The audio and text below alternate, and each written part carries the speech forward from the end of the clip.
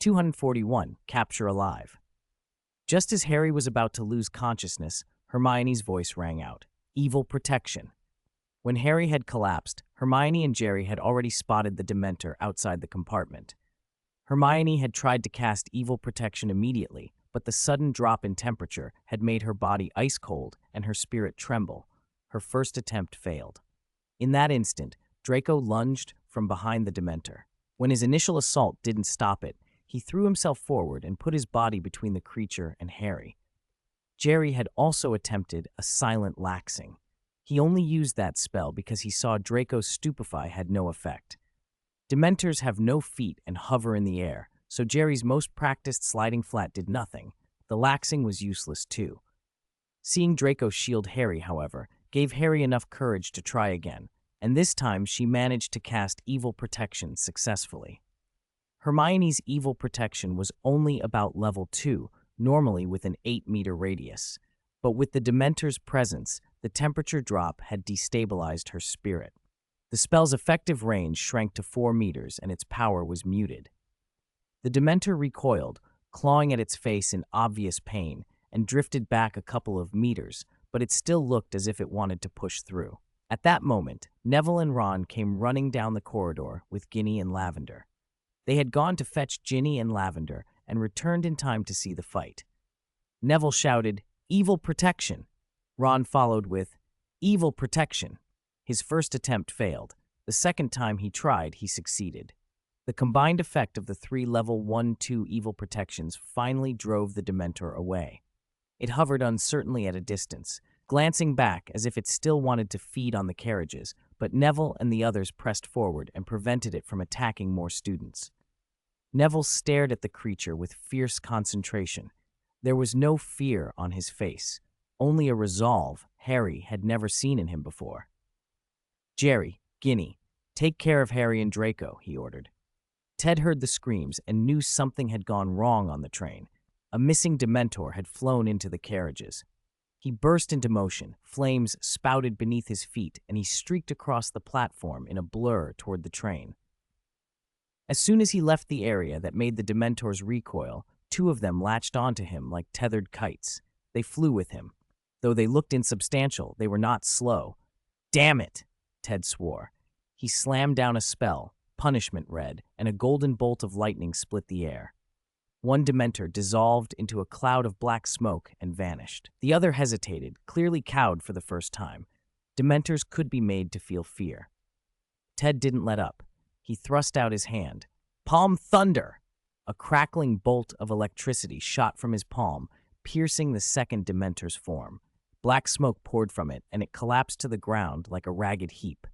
Ted didn't have time to linger. Once his fire-treading boots had sparked a flame spray, they couldn't be stopped.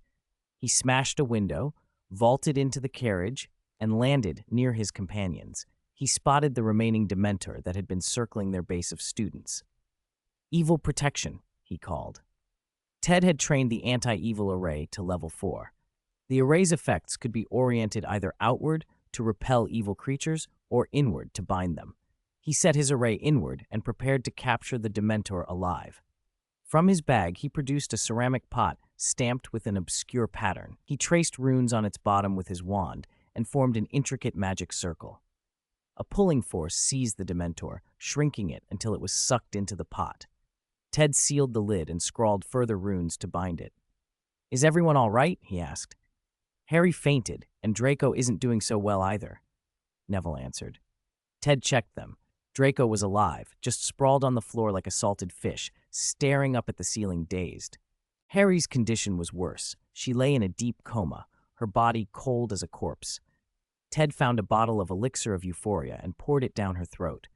Gradually, her condition stabilized, though she remained unconscious. "She'll be all right for now," Ted said. "Madame Pomfrey will have to see to the rest when we get to school." He pulled out a large stash of sweets. "Everyone, take some. Candy can help ease the mental despair left by Dementor contact." Ted handed out sweets and even patted Draco on the shoulder. "Thanks, Draco. If you hadn't stepped in, Harry's state would have been much worse." Draco blinked, took the chocolate frog Ted offered, and mumbled, "And nothing. I'm going to go." He stumbled off. Ron watched him go and muttered in confusion. Has Malfoy gone mad? He's not even afraid of Dementors. Does he think they'll show him any respect because of his father? Jerry had seen Draco's action and shrugged. You didn't see it. He suddenly acted like a Gryffindor. Hermione nodded. He's not as bad as he pretends to be. If he'd been sorted into Gryffindor, he might make a decent person. Ron scoffed. Yeah, right. He'd never get sorted into Gryffindor. The train resumed its journey, though the passengers were shaken. Ministry Aurors who had been chasing rogue dark wizards realized 3 Dementors were missing, and many worried parents and the school were alerted. For the rest of the trip, Ministry officials and Professor McGonagall, along with other adult wizards, accompanied the train to Hogwarts. 11 young students had been severely drained. Even in Azkaban, the prisoners are only sapped a little at a time, yet over time, their minds and spirits suffer deeply. These children had received a ravenous kiss from an unrestrained Dementor. Fortuitously, there had been many people present, and the Dementor had not bothered to entirely consume every victim. Otherwise, those children might have been left as soulless shells, nearly impossible to recover. When parents learned that Dementors had slipped onto the train and harmed their children, they were furious. Several wizards blocked the Ministry entrance and hurled curses at Fudge. 17 or 18 howlers arrived in quick succession. Even Dumbledore's usually calm face had darkened when he heard the news. Fudge had an explanation, but it rang hollow.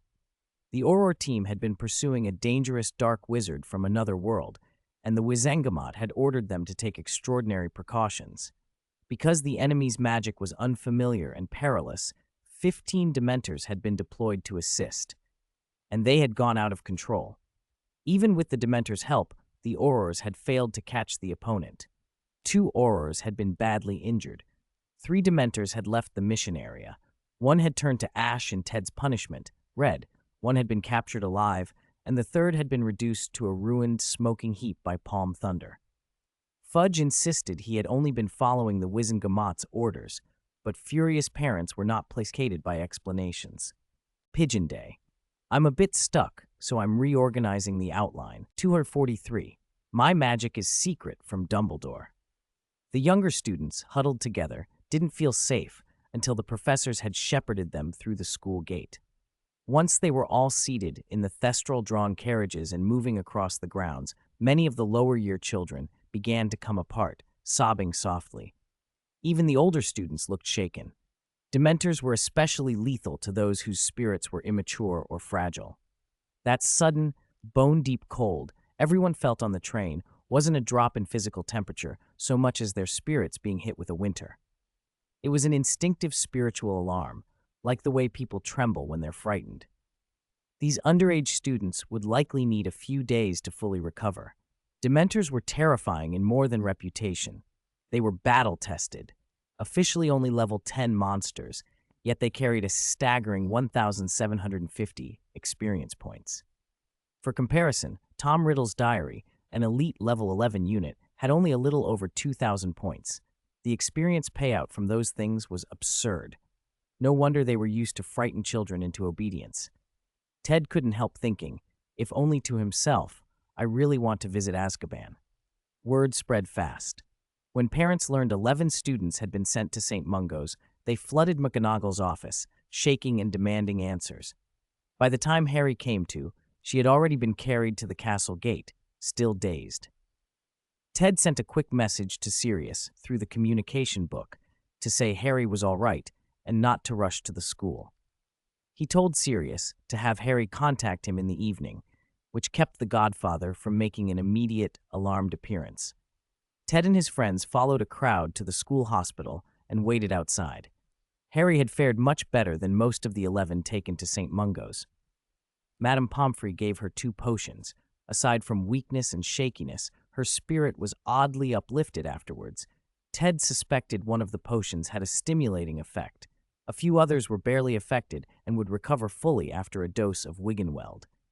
Supported by Hermione and Ginny, Harry walked out of the infirmary and managed a crooked grin for the faces waiting outside. "Bloody hell," she said, half laughing, half incredulous. "I got disgusted by a Dementor. It won't happen again. I'll punch their rotten dog heads next time." She shook her fist and tried to put everyone at ease. The hospital was packed and beds were scarce, so Ted and the others decided not to linger. Their trunks had already been carried to their dormitory by the house elves. They were too tired to go back, and the great hall would be easier. Besides, the welcoming feast was scheduled to begin in half an hour. In times like this, a familiar ritual could steady people. Canceling the banquet would only make students brood. On their way to the great hall, they ran into the Minister for Magic, Cornelius Fudge, flanked by Auror Kingsley Shacklebolt and several other Aurors. Fudge's face was the color of bad weather, an unappealing, nervous smile plastered on when he saw Ted. He attempted to warm himself in a clumsy, overly familiar way. "Ted? Ted Epiphany? Ah, yes, we've met before," he babbled, then pointed vaguely at the group as if remembering something with great importance. "And you lot? Excellent. Very good last time." Ted's friends exchanged looks. Fudge came off as the sort of man whose eagerness always suggested an ulterior motive. Ted cut him off politely. "Minister, I won't take more of your time. I imagine the ministry has far more pressing matters right now." Fudge brightened, too quickly. He was flattered by the interruption and eager to regain a sense of control. Yes. 3 Dementors suddenly went rogue. I suspect they were influenced by the magic of that dangerous dark wizard from another world. Their magic is unusual. There could be connections. He peered at Ted, trying to read him. "I heard you defeated 2 Dementors and wounded another." He waved a hand hastily. "Of course, we won't hold you responsible for ministry property. It's good you acted to protect your classmates. We should reward you once this is all settled.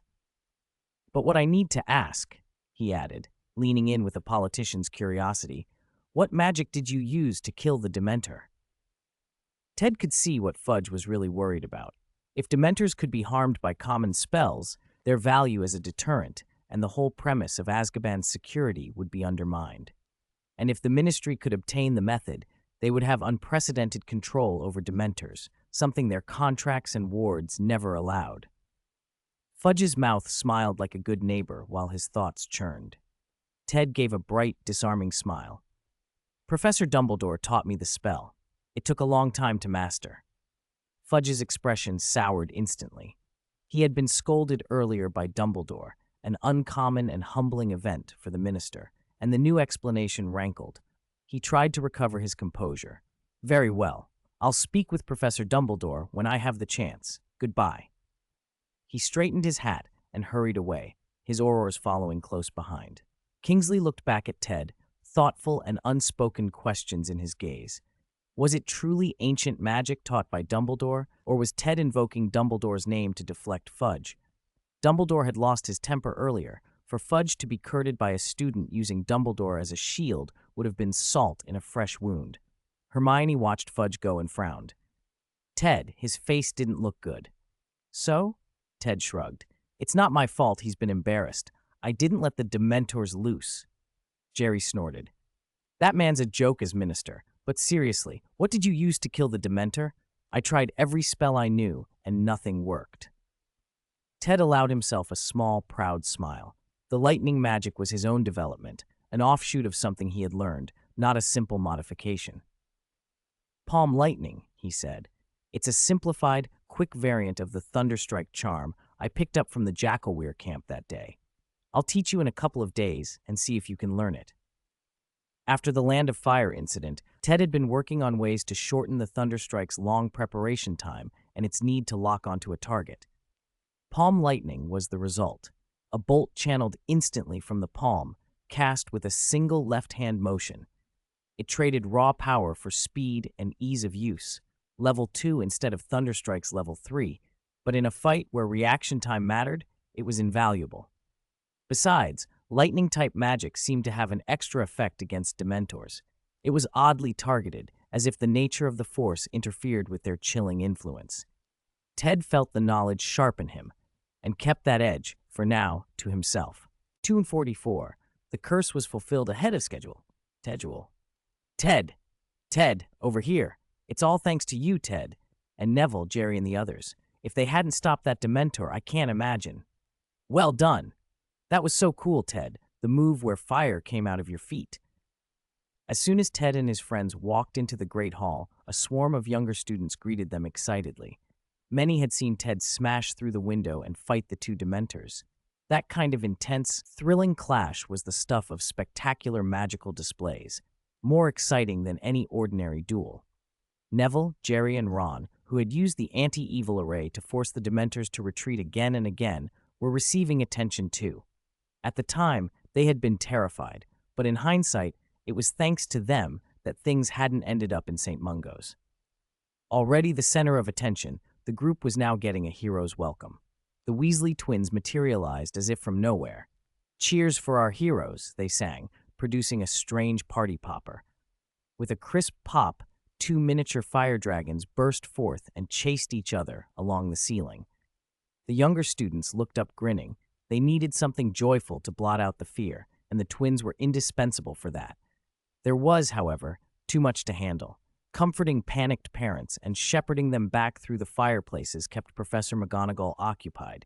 Dinner was delayed, and many professors hadn't even arrived yet. Hagrid, though, arrived first, and he had changed completely.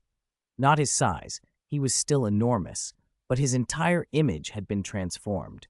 Where once he had been perpetually rumpled, wearing a moleskin coat year-round, until he later switched to the bearskin mink Ted had given him, with a tangled beard and hair that made it hard to tell chin from head, now he strode in with a slicked-back haircut, a neatly trimmed beard, a wide but well-fitting shirt with gilded beast-head buttons, suspenders, tailored trousers, and a gold-trimmed robe patterned with Tau-T motifs. He looked like a hulking, gangster godfather sort of figure. The younger students stared, not recognizing him. "Oh my goodness!" Ron's biscuit fell from his mouth. "Hagrid! It's Hagrid!" Neville's eyes went comically wide. Harry was stunned for a moment, his breath catching. Hermione, after her initial surprise, glanced immediately at Ted, her intuition telling her he must be behind this. Hagrid laughed, arms open. "Hey, Ted! Neville! Harry! Ron! Hermione! Jerry! Ha-ha! I missed you all!" The students instinctively stepped back to avoid being brushed by him as everyone hugged Hagrid. Neville fumbled, staring at Hagrid's hair. "Hagrid, what's it called?" "You mean your image is fantastic. Hagrid, you look great," Hermione supplied. Yeah. Ron and Jerry nodded excitedly. Hagrid scratched his slick-back hair, smiling shyly in a way that entirely contradicted his new look. It was Ted's idea. All eyes turned to Ted. What kind of magic was this? The story went back a week. Ted had read Professor McGonagall's letter that Hagrid was to be appointed Care of Magical Creatures professor this year. Professor Kettleburn had retired. Kettleburn had been ancient and cranky, had lost parts of himself to time and temperament, and had finally decided to retire to raise dragons at a sanctuary. He had recommended Hagrid as his successor. Hagrid had been thrilled, but terrified, and Ted, finding out from McGonagall, had decided to give his friend a complete image overhaul. "You must first free your mind to free your productivity," Ted had told him. "Huh?" Hagrid had blinked. "I mean, you need authority in class. You need to be able to keep those restless younger students in line. You have to be able to hold the fort." "Really? But I don't want to." "Trust me, I've read a lot. I won't lie to you." "Then, what should I do?" "First, we'll take you to Hoodloo for a fashionable haircut." So Ted redesigned Hagrid's look himself. It had worked. When the younger students learned Hagrid would be their new professor, and then saw him now, their doubts evaporated. If Hagrid looked like that, maybe he really could be a professor after all. Clothes make the man, as they say. Ron suddenly remembered something and burst out. "I knew it. Who else would use a biting book as a textbook? It bit me all the time and even chewed through my socks." He was talking about Hagrid's required textbook, the Monster Book of Monsters. Mouthful of fangs, ferocious, and liable to chomp anything that came near. Buying it at the bookstore was an adventure. The clerk, wearing dragon-hide gloves, fished by hand through a crate while several monster books snapped at him. Ron had tried to study over the few days before school, thinking maybe he could be good at it. As soon as he opened the book, it chased him and bit him, from floor to attic, drawing howls from the Weasley household ghoul and shattering Ron's academic ambitions. Jerry asked, "You were brave to buy it. How did you get it under control?" Ron shrugged. "Then it passed out." Neville looked baffled. "Why? Is the monster book afraid of socks?" Jerry smirked. Do you even have to ask? It must have been knocked out by the smell. Neville nodded solemnly. Right, by the power of Ron's socks, even a dragon would pass out. Since the professors and the headmaster hadn't arrived, dinner couldn't begin. Hagrid sat with Ted and the others, talking, though he was still nervous. He'd never had so many younger students looking at him like that, and he wasn't sure he was fit to be a professor. He needed his friends to bolster him. By the way, do you know? Hagrid said. Know what? How would we know unless you tell us? Harry said. He toyed with the two-way mirror Ted had made. When not used for communication, it served as a small hand mirror. He meant to video call Sirius sometime, so he wouldn't worry. Hagrid lowered his voice and leaned in conspiratorially. Do you know, the new Defense Against the Dark Arts professor can't make it. For now. Who? Ron said, mouthful. Hagrid? Neville asked. No, Quentin Trimble. Dumbledore found him. Quentin Trimble? Hermione's face cleared. The author of the first-year textbook. Ted nodded. Author of The Dark Forces, A Guide to Self-Protection. That book is very well written, Hermione said approvingly. Clear, precise, excellent for beginners. If he's our professor, Hagrid shrugged. Maybe not anymore. What happened? Harry asked. Hagrid glanced around, then lowered his voice. It's similar to what you all went through today. The Dementors were chasing a dark wizard from another world under Auror command, but the creatures broke off and attacked you. Quentin Trimble ran into that dark wizard. He tried to help the Aurors, but he was struck by a curse from that wizard and was taken straight to St. Mungo's. Is he badly hurt? Ron mumbled around a biscuit. Hagrid spread his hands. If it weren't bad, he wouldn't be hospitalized. Perhaps, sigh, no Defense Against the Dark Arts professor's ever been so unlucky on the first day of school. Hermione and Harry both looked at Ted. They remembered him saying the position was cursed. This curse was deadly serious. Trimble hadn't even lasted through day one. Ted thought grimly, this new professor wasn't tough enough. Finally, the headmaster and the professors arrived. Their faces were somber. Even Dumbledore kept his eyes down. McGonagall looked icy, and Snape, well, in the eyes of many of the younger students, he was now more fearsome than a Dementor. I apologize. Because of some matters, the welcoming feast has been delayed, Dumbledore said, standing before the staff table. Let us get on with the sorting so everyone can eat. He waved, and a high-backed chair and the sorting hat appeared. McGonagall took out the list of new students and began calling names at once, leaving the hat no chance to sing. The hat spat indignantly. I composed a whole song, but it was clear its lyrics were no longer essential to the ceremony. McGonagall's delivery was brisk and businesslike. The new students went up to be sorted as though Dementors were at their heels.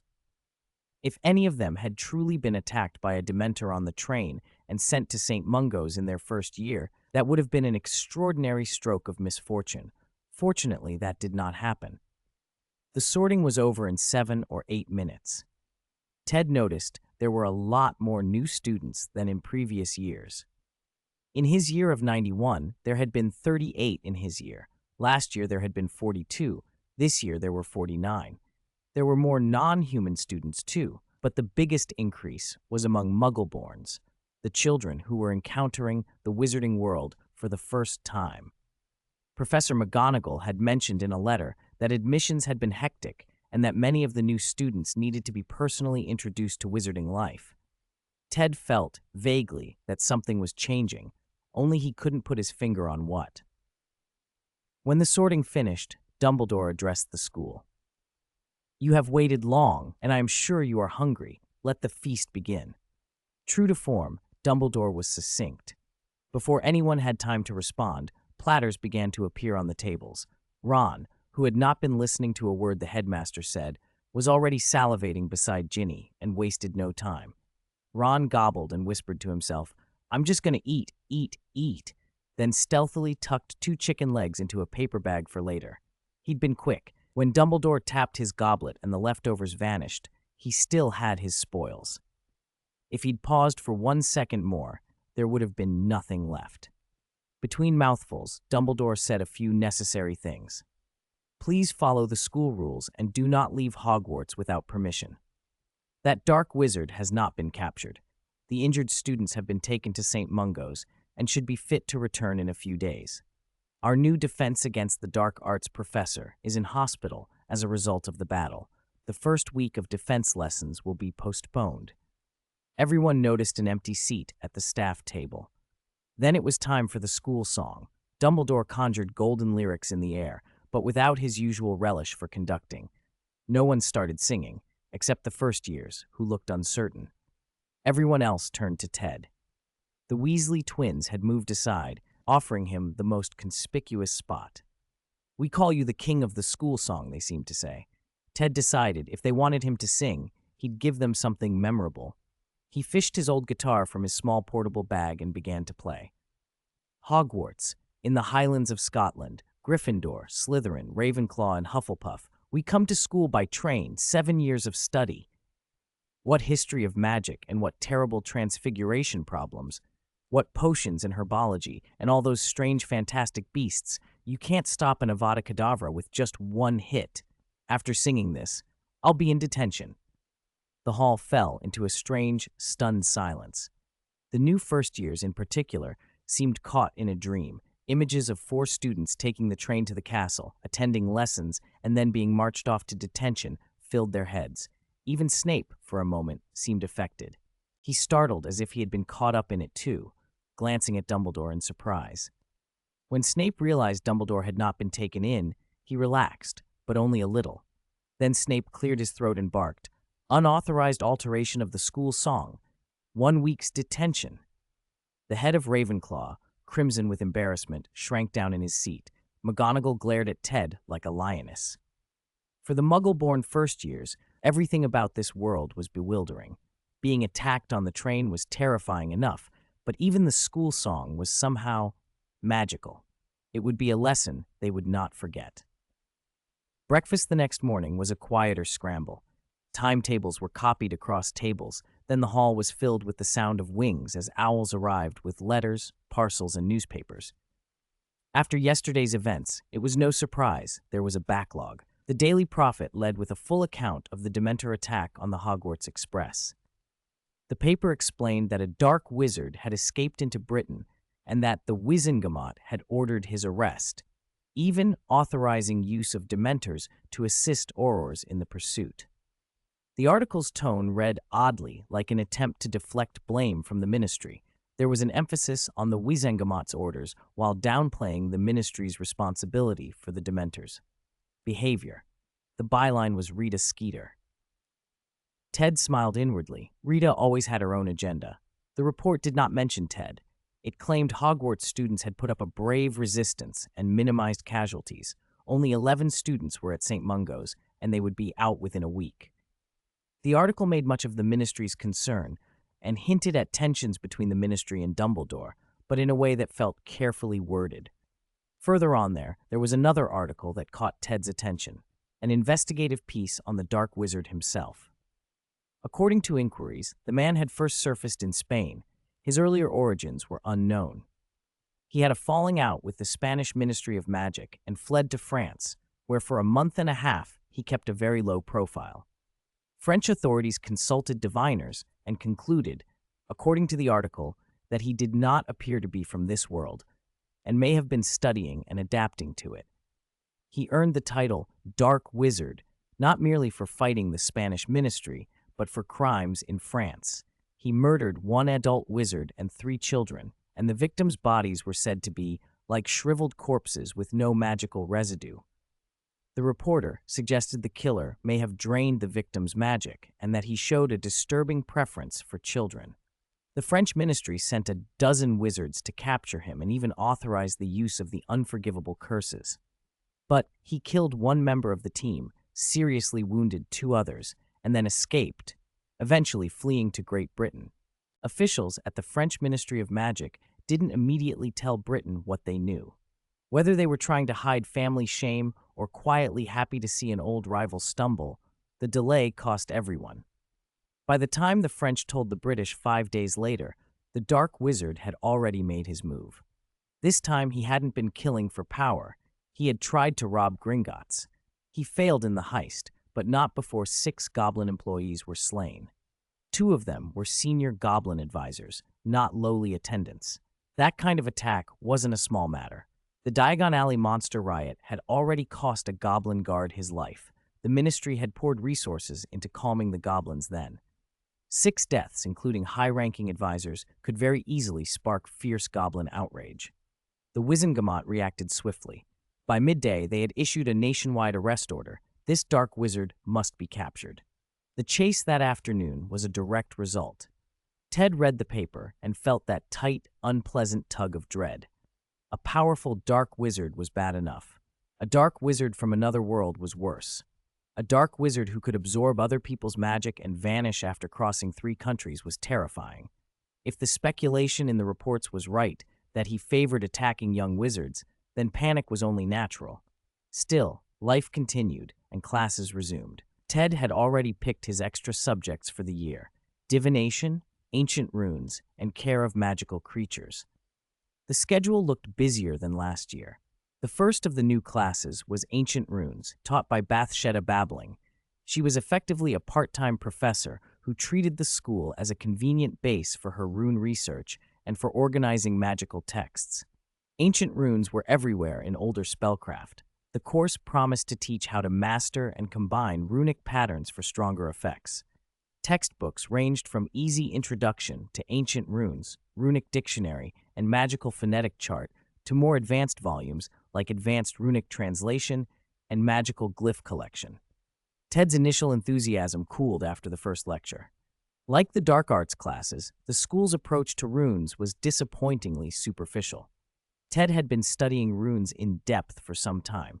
He had access to the materials left by Ravenclaw and Slytherin, rich, systematic, and far superior to most modern rune texts, which often felt piecemeal and misinterpreted.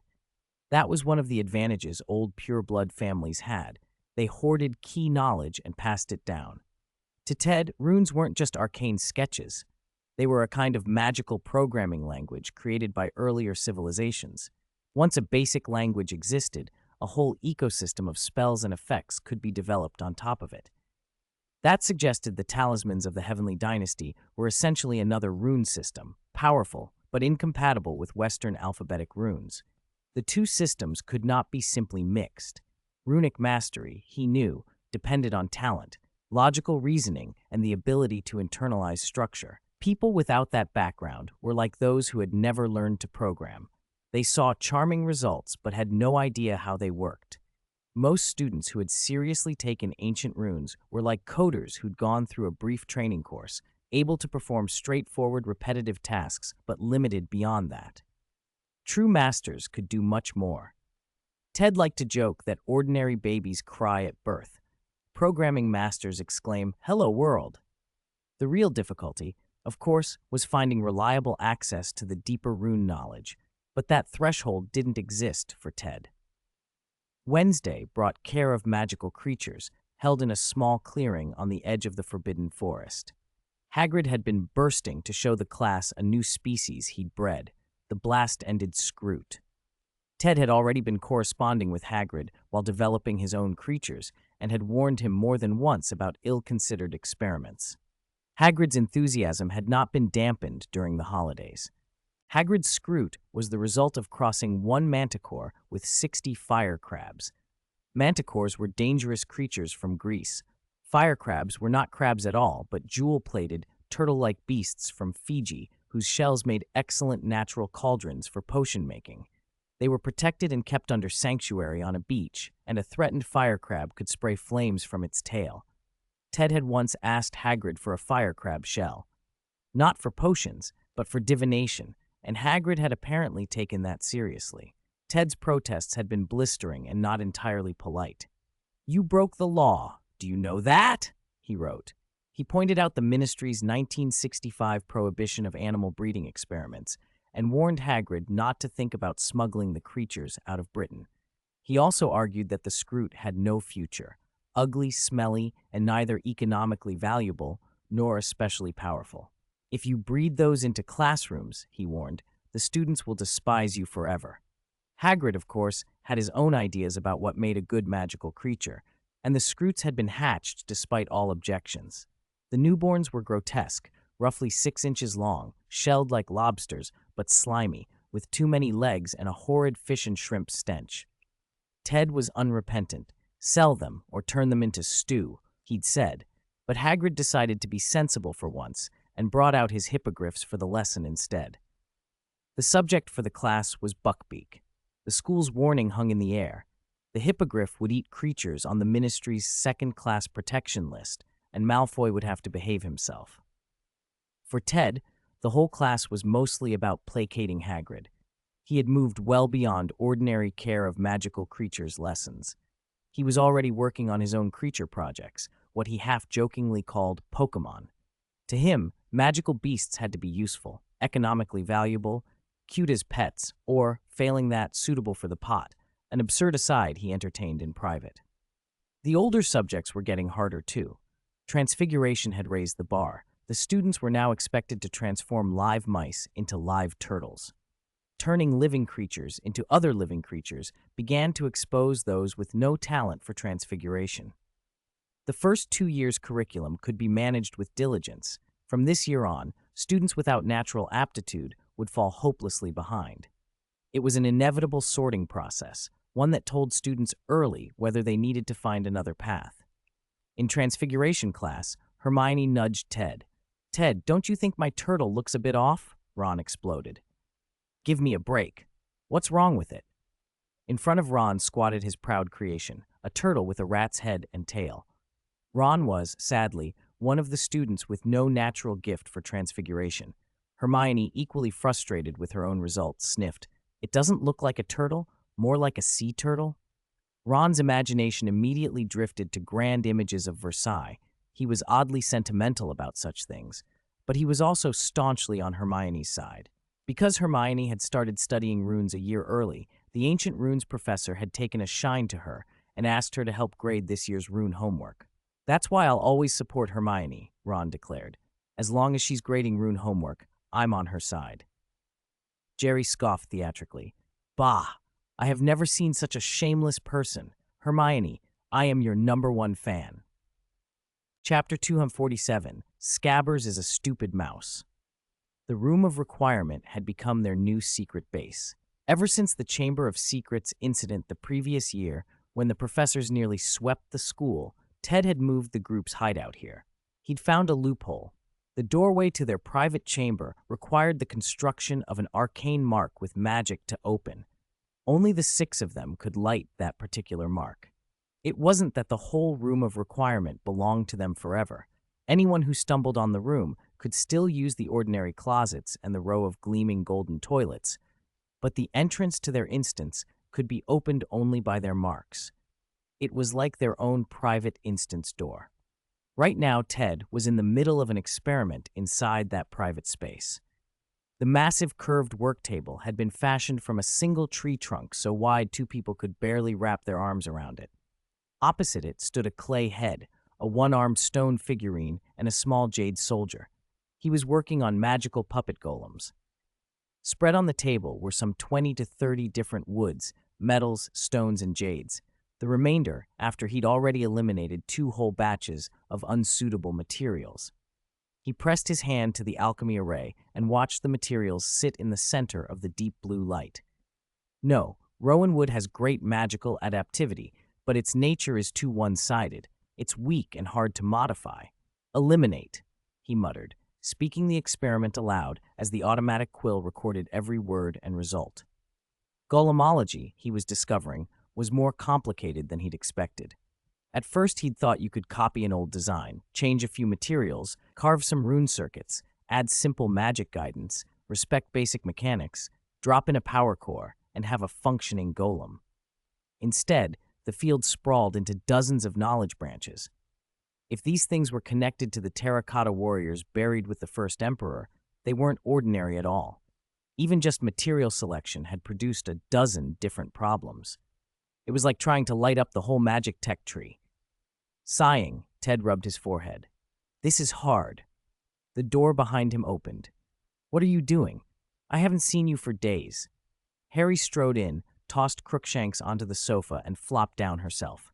With a flick of her wrist, a bottle of cola flew into her hand. Another small gesture frosted the glass until the drink was ice cold. Ted had been teaching them some of his exclusive tricks, and Harry and Hermione had picked up basic ice magic surprisingly quickly. The others, well, better not to dwell on them. Glug, glug, glug, burp, Harry declared, satisfied. Ron, drinking too, agreed. Muggle stuff's the best. I can't stand pumpkin juice now. They treated the secret base like a paradise. Food, drinks, entertainment. Hermione, at least, still paid attention to Ted. What were you doing just now? You were sighing. She set Meow Meow down. The cat hopped onto the table and began rubbing itself against a shiny brass casting. The Arcanine Didi sat obediently at Neville's feet, watching everything with steady interest. I'm going over materials. There are too many variables. Biochemical and environmental factors are a bottomless pit. Never mind, I won't bore you. Ted cut off. He certainly couldn't say he'd been prowling at night and brought back a jade centurion from the first emperor. Oh, by the way, did you bring scabbers? Ted asked Ron. Something in Ron's shirt pocket twitched. I brought him, Ron answered, producing the rat. Scabbers wriggled and squeaked, and that drew the attention of most of the animals in the room. Ansu peered down from a shelf near the ceiling. Meow Meow barely glanced at the rat and returned to the brass piece. Didi cocked his head. Crookshanks, who had been dozing on the sofa, suddenly leapt onto Ron's leg, eyes wide and nose twitching with obvious interest. Go away! You can't eat scabbers! Ron scolded, holding the rat aloft and trying to shoo the cat away. Harry rolled her eyes, sprawling in the usual expansive way. Don't worry, I told him no eating filthy things. Ron looked at Ted, exasperated. You told me to bring him. I don't think Scabbers likes this. Ted came over and patted Ron's shoulder. I said it would be good to integrate the pets. You don't want Scabbers to feel left out. Relax. Our pets are smart. What could they do to him? Ansu withdrew his head from the shelf with an expression that said he'd rather be eating beef than a rat. Meow Meow kept rubbing the brass and only looked up for shiny things, not for fellow rodents. Didi gave a steady diplomatic nod, clearly uninterested in interference. Even Softy, who lived at the edge of the table and chewed through leftover scrap, gave what passed for a nod. The pet social went well. Observing them, Ted felt satisfied. The Pokemon creation plan had been a success. He didn't yet know how many of their original abilities Didi and Meow Meow would inherit, but their magical development was rapid. By current estimates, they'd be Class 4X magical creatures in the future. Both were intelligently adapted. If Didi could talk, Ted would seriously consider recommending him audit classes at Hogwarts. Ron joked that if Didi could hold a wand, he'd learn spells faster than Ron ever would, and if Didi's paws were as nimble as Meow Meow's, Ron would employ him to do homework. Meow Meow had already learned counting and was close to mastering addition, subtraction, and even multiplication. He loved shiny things. The mark on his forehead that looked like a galleon was proof. Give him a silver sickle in Hermione's dorm, and he'd purr and cuddle for 10 minutes straight. He'd even started helping with chores, to the point of taking over some of the house elf duties. Apart from not being able to turn into a cat girl, he was perfect. A small crowd of younger wizards and witches gathered to fuss over Meow Meow. He purred, luxuriating in the attention. Meanwhile, Ron felt a familiar sting of inferiority. Why was it that everyone else's pets were so useful and clever, and his Scabbers was just a stupid rat? Scabbers, stop struggling. They won't hurt you. Scabbers squeaked as if in mortal terror. I won't listen. The turtle is chanting. Let me go. I don't want to stay another second. Ron despaired. Other people's pets were like possible apprentices. His rat couldn't even understand a single word. Ted took Scabbers gently from Ron. He's just a bit stressed. I'll cast a calming spell. Ted's eyes glowed, and his mental energy reached out. Scabbers froze, then gradually relaxed. On the rat's back, hidden beneath its fur, an arcane mark no bigger than 5 millimeters shimmered into being, unseen by everyone. The Pettigrew problem was almost ready to be resolved. Later, it was Friday evening, and divination was in the North Tower, just a short walk from Ravenclaw. House elves had served a brand new dinner, Hogwarts chicken hot pot, and Ron had attacked it with the enthusiasm of someone who'd missed Muggle tastes. The meal had made the others sleepy as well. After dinner, 3 of them fell asleep in their dorms, and by the time they woke, there were only 20 minutes before divination. Ted and the others had left dozens of messages in their communication book, and two-way mirror, and had even tucked paper cranes by their pillows, but nothing had woken them. 20 minutes might be fine in the real world, Ted thought grimly, except this was Hogwarts. With stairs that shifted and hallways that took detours, 10 minutes could easily stretch into an hour, and the three of them had no idea where to go. Is Neville finally your turn to die? It's over. We're going to be late for our first divination class. Neville's face had gone pale. Jerry was still rattling off questions to the portraits, asking for directions, but most of them were fast asleep in the middle of the night. The few that were awake either genuinely didn't know or didn't want to be bothered, all claiming ignorance. Ron let out a satisfied burp, reeking of roast chicken. Eating right before class, of course he felt bloated. Just as the three of them were starting to despair, a knight swaggered into view on a canvas. He was mounted, armored, sporting a skinny goatee, thin but overflowing with bravado. "Oh, travelers in need of help. Sir Cadogan at your service. Divination is in the North Tower. Follow me. Charge! Charge!" He spurred his skinny horse and charged through the row of paintings, lance raised, careening from frame to frame. The portraits he passed were thrown into an uproar. "Cadogan's gone mad again. Who let that old fool out?" But the three of them didn't care. They had a guide.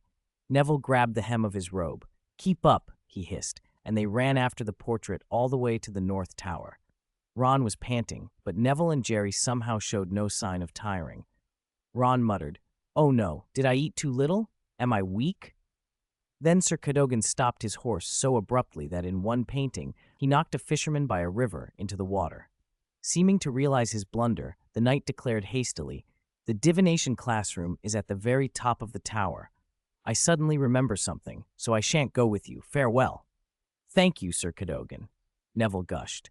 "You're welcome. Upholding justice and helping the weak is what knights do. Ha! Charge!" With that, he galloped off and rattled more portraits into fury.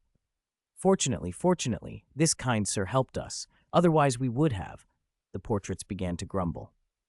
Neville shoved open the classroom door. Everyone was already seated and turned to stare at the three latecomers. Neville, ever nervous around attention, froze at the gazes and hurriedly took the nearest stiff step to sit beside Ted and Hermione. Ron, still catching his breath, stopped halfway into the room and started to say, "Wait, Cato," when a voice floated up from behind them. It was a woman's voice, slow, breathy, a little hoarse, and mysterious. "Student, please do not block the way. A class may be late, but destiny is never late." She drifted past Ron and the others to the desk in the center of the room. Professor Sybil Trelawney had arrived. Her tawny hair was naturally curly and wildly voluminous, making her head look enormous next to a small, gaunt face with prominent cheekbones. A headband sat on her brow. Beads and strings dangled from her clothes like stage props. Thick, round spectacles magnified her eyes until they seemed unnervingly large. When she fixed that steady gaze on someone, it made your skin prickle. Ron didn't dare say another word. The classroom itself was a semicircular, tiered space with Trelawney's desk at the lowest point. A large crystal ball sat on the desk, and drapes and odd glassware hung about to create a suitably mysterious atmosphere. Setting the theatrics aside, the professor certainly knew how to put on a show. Stagecraft, performance, and marketing all in one.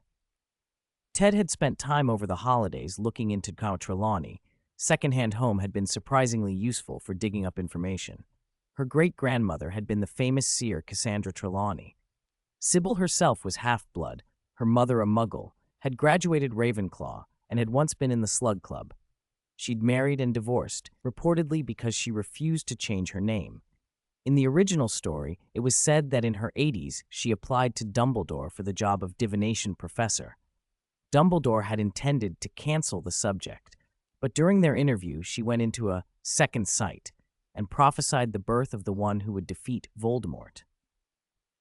That vision, and an eavesdropping Snape who fled after being discovered, set a chain of events in motion. Mostly, though, she couldn't control the ability, and to many she was a charlatan who worked better as theater than as genuine seer. She began her performance at once. First, face reading, offering a string of vague prophecies the way street fortune tellers might. They were delightfully ambiguous. If you have a dog, it's an obstacle, and you should send it away. If you don't have one, you should get one to ward off misfortune. A neat little trick that fit all possibilities.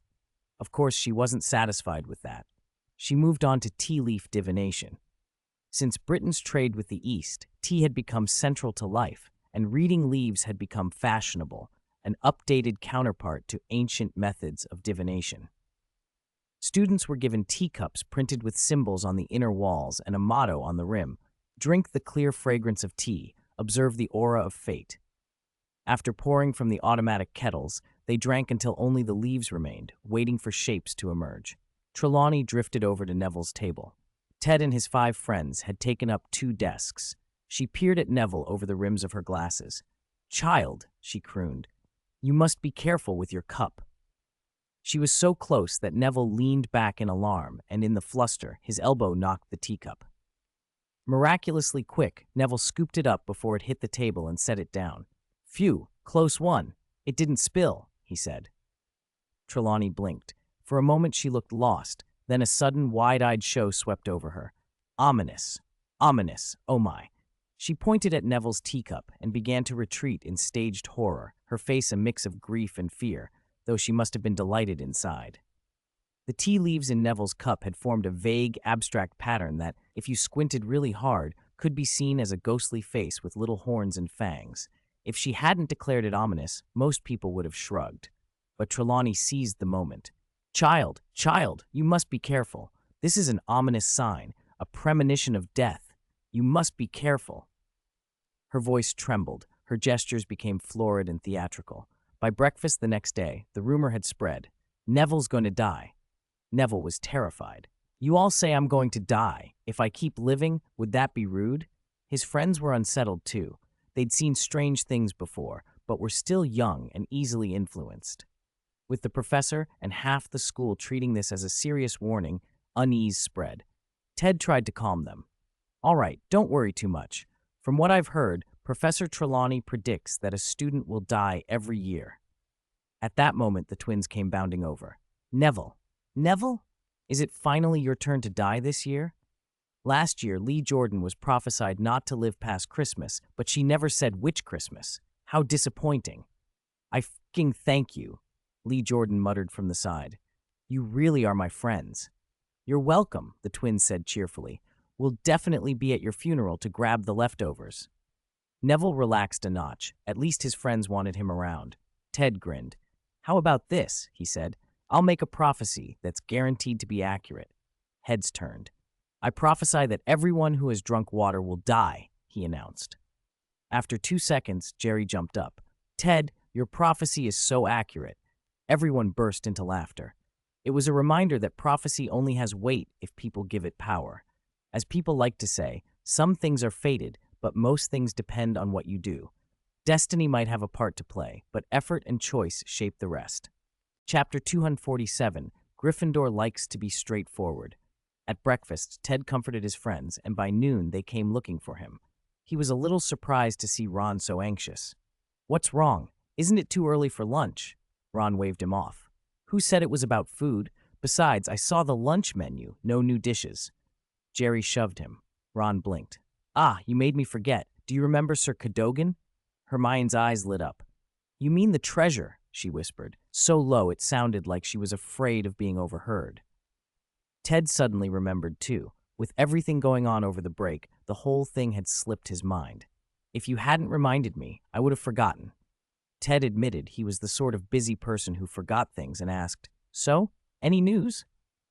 Ron grinned and with a conspiratorial look around the table, said, "We still need me for this, right?" Hermione had already done some digging. "I've checked," she said. She'd been in the library over the holidays. The information on Sir Cadogan was scant, a legendary figure, supposedly one of the Knights of the Round Table. Ron scoffed. "Is that it? You scared me for nothing. I thought I'd been wasting my time." He added with mock solemnity, "Do you remember who led the way when we got lost in divination yesterday?" "Who?" "Sir Cadogan. You saw his ghost?" "What ghost?" "A portrait." It had been late the night before, and Neville's dramatic death had put them all on edge, so Ron had forgotten. He'd only recalled after waking up that morning. They practically skipped lunch to hunt for the portrait. After asking around, they discovered Sir Cadogan wasn't exactly popular. Humans and ghosts both rolled their eyes at his name. No one knew where his portrait hung. Even nearly headless Nick and the fat friar, who'd been in the castle for centuries, didn't know. They shrugged and said his portrait had been collected by the staff about 200 years ago and put away because his behavior caused too much trouble. Portraits from earlier times tended to be difficult. Sir Cadogan in particular had the kind of single-minded, belligerent thinking that made his fellow pictures lose patience. Once the staff removed him, a student might never see him during their years at Hogwarts. Meeting him at all, Neville's encounter was unusual. Ted suspected it might not have been an accident. Things like this tended to happen around the Child of Destiny. They made no progress that day, but that evening Ted thought of someone who could help. Peeves. If anyone could find a renegade portrait, it would be Peeves. Persuading him, however, required some imagination. Ted had brought a whip. Peeves was as cooperative as only a poltergeist could be, claiming it was his bounden duty. He really got to work, and by breakfast the next day he had quietly told Ted where he'd found Sir Cadogan, an abandoned storage room on the 7th floor of one of the spires. When Ted located the portrait, it was leaning face to the wall on the floor, and the room's magic had been deliberately suppressed. No wonder Sir Cadogan rarely showed up. The staff had stashed his frame somewhere with almost no magical energy. That meant he woke slowly and nodded off again almost immediately. As Ted looked, the portrait showed Sir Cadogan slumped over his horse, both of them asleep on the grass, snot bubbles at their noses. Ted carried the portrait back to their secret base and arranged a steady supply of magic. The more he studied the Room of Requirement and the records Ravenclaw had left about the school's founding, the more he marveled at Hogwarts, the feat of raising mountains at a magical convergence in the Scottish Highlands, building a school there, and wiring such an elaborate system of magical power. It was the kind of grand project that only a few wizards at the end of their art could undertake. With proper magical energy, Sir Cadogan woke in no time. Seems I woke up a bit early this time. Eh? Where am I? He crowed. Ron, who had been on edge, blurted, Sir Cadogan, where's the treasure? Sir Cadogan's mustache twitched. Treasure? What treasure? He genuinely looked confused. Gryffindor's treasure? Gryffindor's treasure, Ron repeated. Sir Cadogan blinked. What Gryffindor? I've never heard of Gryffindor. He sounded sincere. He wasn't lying. Sir Cadogan had lived centuries before Godric Gryffindor. It was odd that his portrait was in the castle at all. Portraits required a certain painting from life and magical infusion that might not even have existed in his day. Someone in later generations must have painted him and placed the portrait in Hogwarts. Hermione and Ted exchanged looks. Probably Gryffindor himself had arranged it. A short explanation was in order. Portraits painted from life, with the subject's consent and enchanted with their magic, retained the person's personality and memories. But portraits created after the fact, composite, invented figures, only had a thin, artist-given personality and less vivid awareness. That's why some portraits, like the old fisherman, feel simpler than the fully alive principal portraits that line the headmaster's office. Sir Cadogan might be an unreliable spirit because he was, in effect, a created character rather than a painted living man. It also became clear that Gryffindor had left a condition, an obstacle, on Sir Cadogan, a riddle or trigger that would only reveal information once certain conditions were met. Much as the Sorting Hat had only revealed the treasure after Neville won Gryffindor's sword and it recognized him, Sir Cadogan would react only when the right cue was given. Ron and Harry jabbered around the portrait while Hermione mused quietly. Gryffindor's riddle shouldn't be complicated. He didn't prize cunning overall. Ted finished her thought. Be direct. Don't overthink it. Hermione stepped forward and said plainly to Sir Cadogan, Gryffindor sent us to find you. The instant she spoke, Sir Cadogan froze. His eyes went blank, and he declared, Go pursue my deeds. The secret lies there. Then he blinked and looked bewildered. What was I doing just now? Where was I? He asked, genuinely unaware he'd just said anything. The others were stunned, but their attention was fixed on Hermione. 250, the finishing touch. Hermione lifted her chin. Don't blame me. Gryffindor's message said to find Sir Cadogan. I'm only passing on what he said. That's it. Sir Cadogan in the portrait scowled. I've already said I don't know Gryffindor, so finding me is pointless. Still, do you have business with me? I, Sir Cadogan, am sworn to help the weak and punish the strong. Ted waved his hand and cut off the portrait's magic. No, no. Sir Cadogan sputtered a few more words, then yawned, hugged his fat gray horse and fell asleep. Better not tell him too much, Ted thought. The old fellow loved to spread gossip. The rest of the day, they speculated about what Sir Cadogan's words might mean, and it made concentrating in charms difficult. During the freezing spell practice, Ron accidentally gave his roommate Dean a rapid chill. Dean's eyebrows frosted over, and the whole class burst out laughing. Their ice-type magic was clearly better than most of their classmates. Ted and the others kept wondering what deeds the portrait referred to. Did Sir Cadogan even have any notable deeds? They spent a long time in the library hunting down references. Hermione suddenly realized why she'd had so little luck searching Muggle archives during the holidays. Muggle records barely mention the man.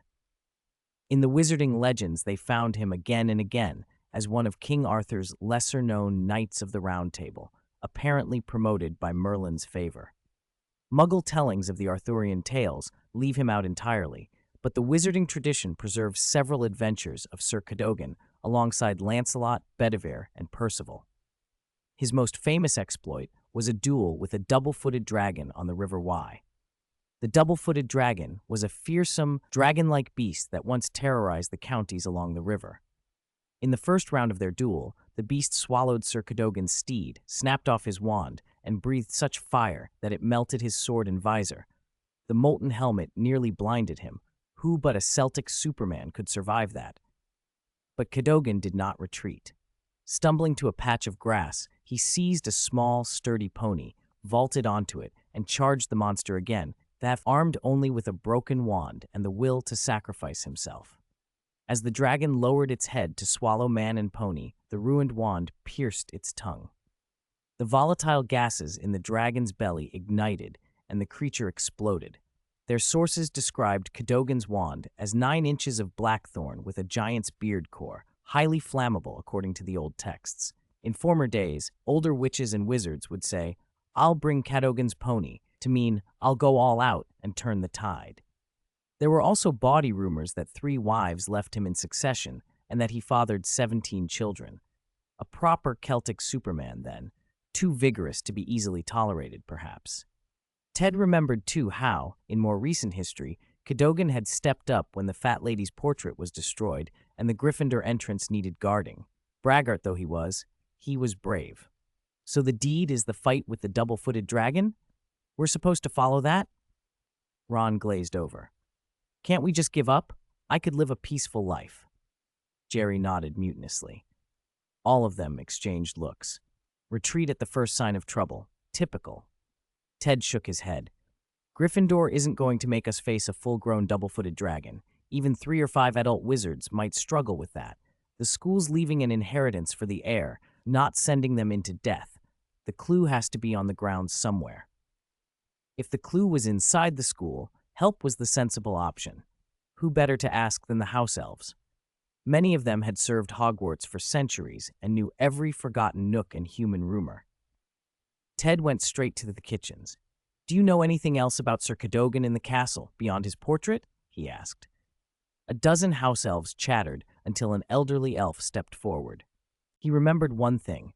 In the Transfiguration courtyard, there was a dragon fountain, a statue of a double-footed dragon called the River Wye dragon, said to be the very sort of beast that once ran rampant along the Wye. That had to be connected to Sir Cadogan. The Transfiguration courtyard was quiet, planted with shrubs and low trees, the kind of secluded place Hogwarts had more of than students. At its center stood a 3 or 4 meter tall stone double-footed dragon, water spouting from its gaping mouth into the pool below. Ted tried spells. Revelio, nothing. Apparate, nothing. By Ravenclaw, reveal your secret. He felt a faint tremor of magic inside the statue, but nothing answered the incantations. Whatever charm was set there needed a different trigger. Bring the portrait, someone said. They rushed back to their hideout with Sir Cadogan's frame. Even in its painted world, the knight and his horse were sleeping. As soon as the portrait arrived at the courtyard, the stone dragon stiffened and turned its head. From its empty eye sockets spilled a magical light that formed a vision in the air. A giant skull, no, with eye sockets the size of dinner plates, 50 centimeters across. The image hung there, silent and unmistakable. "It's telling us to find a dragon skull," Hermione said. "Where? A skull that big must be worth a fortune," Ron muttered. Ted nodded. "A skull that size would belong to an enormous, ancient dragon and would be worth an obscene sum if anyone outside the castle had it." Hermione cut him off. "It's Gryffindor's riddle. They won't make the scope leave Hogwarts." That made things both easier and harder. If the skull was somewhere in the castle, only the house elves' exhaustive cleaning could uncover it. Many of the unused rooms were never bothered with.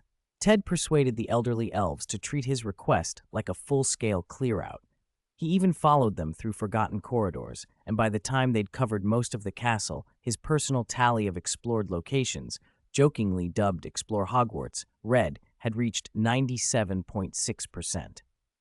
2 days of searching turned up the skull. In a storage room on the 4th floor of the Northeast Tower, the old Defense Against the Dark Arts classroom from a century ago, hung a Hebridean black dragon skull swaying from the ceiling. It matched the vision exactly. They took the portrait back to the skull. The dragon skull's sockets glowed, and 2 pearls materialized within. They carried those pearls to the Transfiguration courtyard and fitted them into the dragon fountain's eye sockets. The statue's stone lips tightened. Steam and a halo of magical light swirled, and then, with a rumble that made the water in the pool shiver, the dragon came to life. Thanks to Jishiyu for the 100-point reward. Merlin's beard. Ron's wail cut through the air as the double-footed dragon shook itself, stretching its neck and tail. Jerry hauled him behind a pillar to hide. The other younger students had already fled, leaving only Ted standing his ground to cover their retreat. He had a bad feeling about this, but there was no time to think. The priority was buying his friends time. This creature wasn't going to be reasoned with. Strike first or suffer the consequences. Gravity Ball, Icebound Orb. Icebound Orb was an ice spell Ted had only managed to develop in the past month. At first glance, it looked like it merely launched a frozen sphere the size of a human head. Not very fast, not very powerful.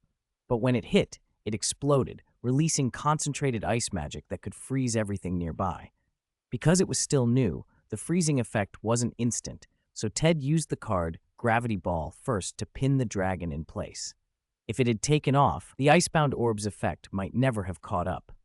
The Icebound Orb popped and a white, chilling mist spread, condensing into thick frost. The black gravity ball wrapped around the dragon, holding it down just as it awoke. Ice crept up its feet, along its legs, and even frosted one wing. Good, first strike landed. Hermione and Harry fired off spells from behind a distant pillar. Ron and Jerry, by contrast, shrieked for help and sent up a shower of red fireworks, hoping to attract the professors. There was no response. Ted's unease deepened. Something was wrong. Before he could work it out, the double-footed dragon opened its mouth and lunged a 3-meter tongue of fire straight at its iced legs, swinging its long neck to roast the frost. "That's a thing? Are you trying to self-barbecue?" Ted cursed. "Enemy-repelling jinx." The jinx hit the dragon's head, jerking its neck back and interrupting the flame. Hermione and Harry followed with stunning spells, slowing the beast's movements. Hermione's earlier attempt, the so-called eye disease curse, had barely affected it, and Harry's lax muscle charm hadn't done much either. They shifted tactics. Ted fired 2 Sectum Sempra spells, raking through the dragon's fleshy wings. It couldn't fly now. Without air superiority, a big fire breather was far less dangerous. Ted summoned a giant mage hand, 3 meters across, made of shimmering magic, and clamped it around the dragon's neck, stopping it from breathing. Then he realized something truly odd. The dragon showed no signs of thought. It wasn't a living, sentient creature. As several spells struck its head, the dragon stiffened. Its hide went gray, turned to stone, and the statue shattered into pieces on the ground. Hermione and the others peered out warily from behind the pillar. "What happened?" Neville asked, bewildered. He still hadn't processed how they'd suddenly been fighting a dragon. The air around them shivered. In an instant, the world blurred and spun, then righted itself. They were back in the courtyard. The bricks, the stones, the plants bore no trace of a battle. On the frame of Sir Cadogan's painting, which had been set aside, a scrap of parchment materialized. Magic runes formed a line of glowing script. "Well done. You have my approval. Go find the treasure I left behind. It is my most precious treasure, and it will definitely help you. Yours lovingly, Gryffindor." "Just now we were," Hermione began, uncertain. Ted nodded. "We stepped into the painting. The fight happened inside it. That's why no one hurt us. Gryffindor's magic is something else." Ted picked up the parchment. This time it held no riddle, only a drawing and a short spell. The picture showed a Gothic rose window, stained glass worked into a lion of mosaic-colored pieces. "I think I heard someone mention this," Ron blurted. Everyone turned to him. "Don't look at me. I don't remember. Wait, oh, George told me in first year that they'd seen a stained glass lion." George and Fred led the younger students up to the tower, around a corridor, to the rose window tucked high above. "Here it is. Looks exactly like the drawing, right?" They compared the parchment to the window. It matched. "Quick, let's see what Gryffindor left." "Slytherin left a basilisk." "Gryffindor can't be worse, can he?" George said. Fred grinned. "He should have left a dragon."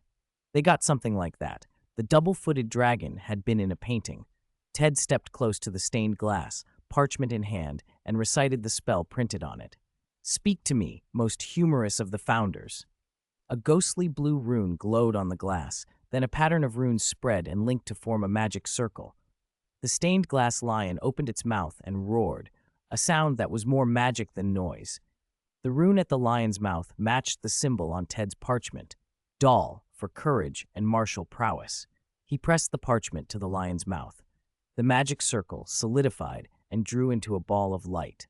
A large, brass-bound book, heavy and humming with power, appeared in the lion's open maw and landed in Ted's hands.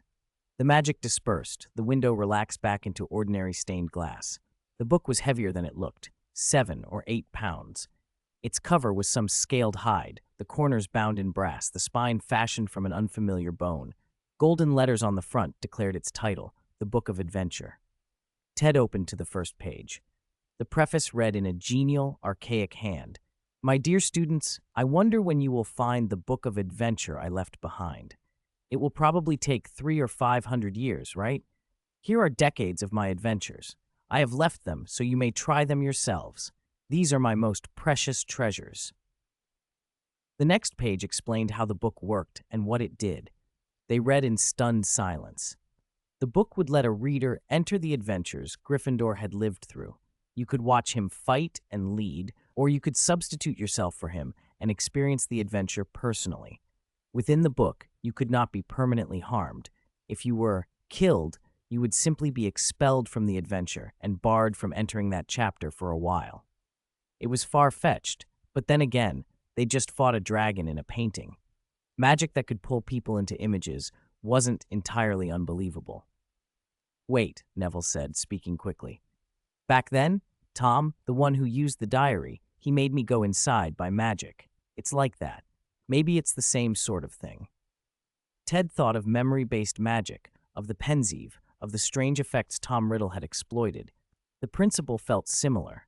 They were all young and impatient, and Gryffindor students made up most of the group. Ted and Hermione, both Ravenclaws, argued to be cautious, stabilize, learn how it works first, but the Gryffindors had already decided. They were going to try it now. Even if Dumbledore and Voldemort teamed up, someone announced, they wouldn't stop us from using the Book of Adventure today. In the end, everyone agreed to go together. They would watch how Gryffindor did it in the first chapter, appoint a protagonist to take the plunge, and if it was safe, the others would go in one by one. The first chapter was titled, The Beginning of Magic, 2 Red Caps. The 6 of them arranged to use the twins' secret base. They gathered around the table, each placed a hand on the book, and poured a little of their magic into it. The golden letters on the cover flashed, and in an instant they were somewhere else, standing inside a strange, whispering forest. They were looking at a child in ragged sacks, dirty, barefoot. The setting could have been a backward medieval village or a destitute refugee camp. The child had wavy red hair, green eyes, and freckled, peach-colored skin. This had to be young Godric Gryffindor. but he looked only about 10, definitely not 12. A deep, slightly playful male voice spoke over the scene. I was only 10 then. My family was very poor. Both my parents were farmers, and there were 6 children, so there wasn't much time for me. One day, I ignored my mother's warning and ran into the cursed forest to play. There I met 2 red caps. That was the start of my path into magic. Hermione turned to Ted. The narration had revealed something important. Gryffindor was a Muggle-born wizard. A wizard born to a Muggle family.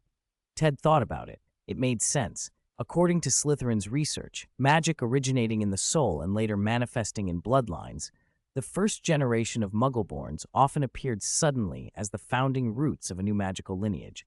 That idea could fit. Before he could think further, the others stiffened. Something moved in the bushes not far away. 2 red caps, one older, one younger, were hiding and watching the unsuspecting child. Their hats weren't fully stained red yet. They hadn't killed many creatures.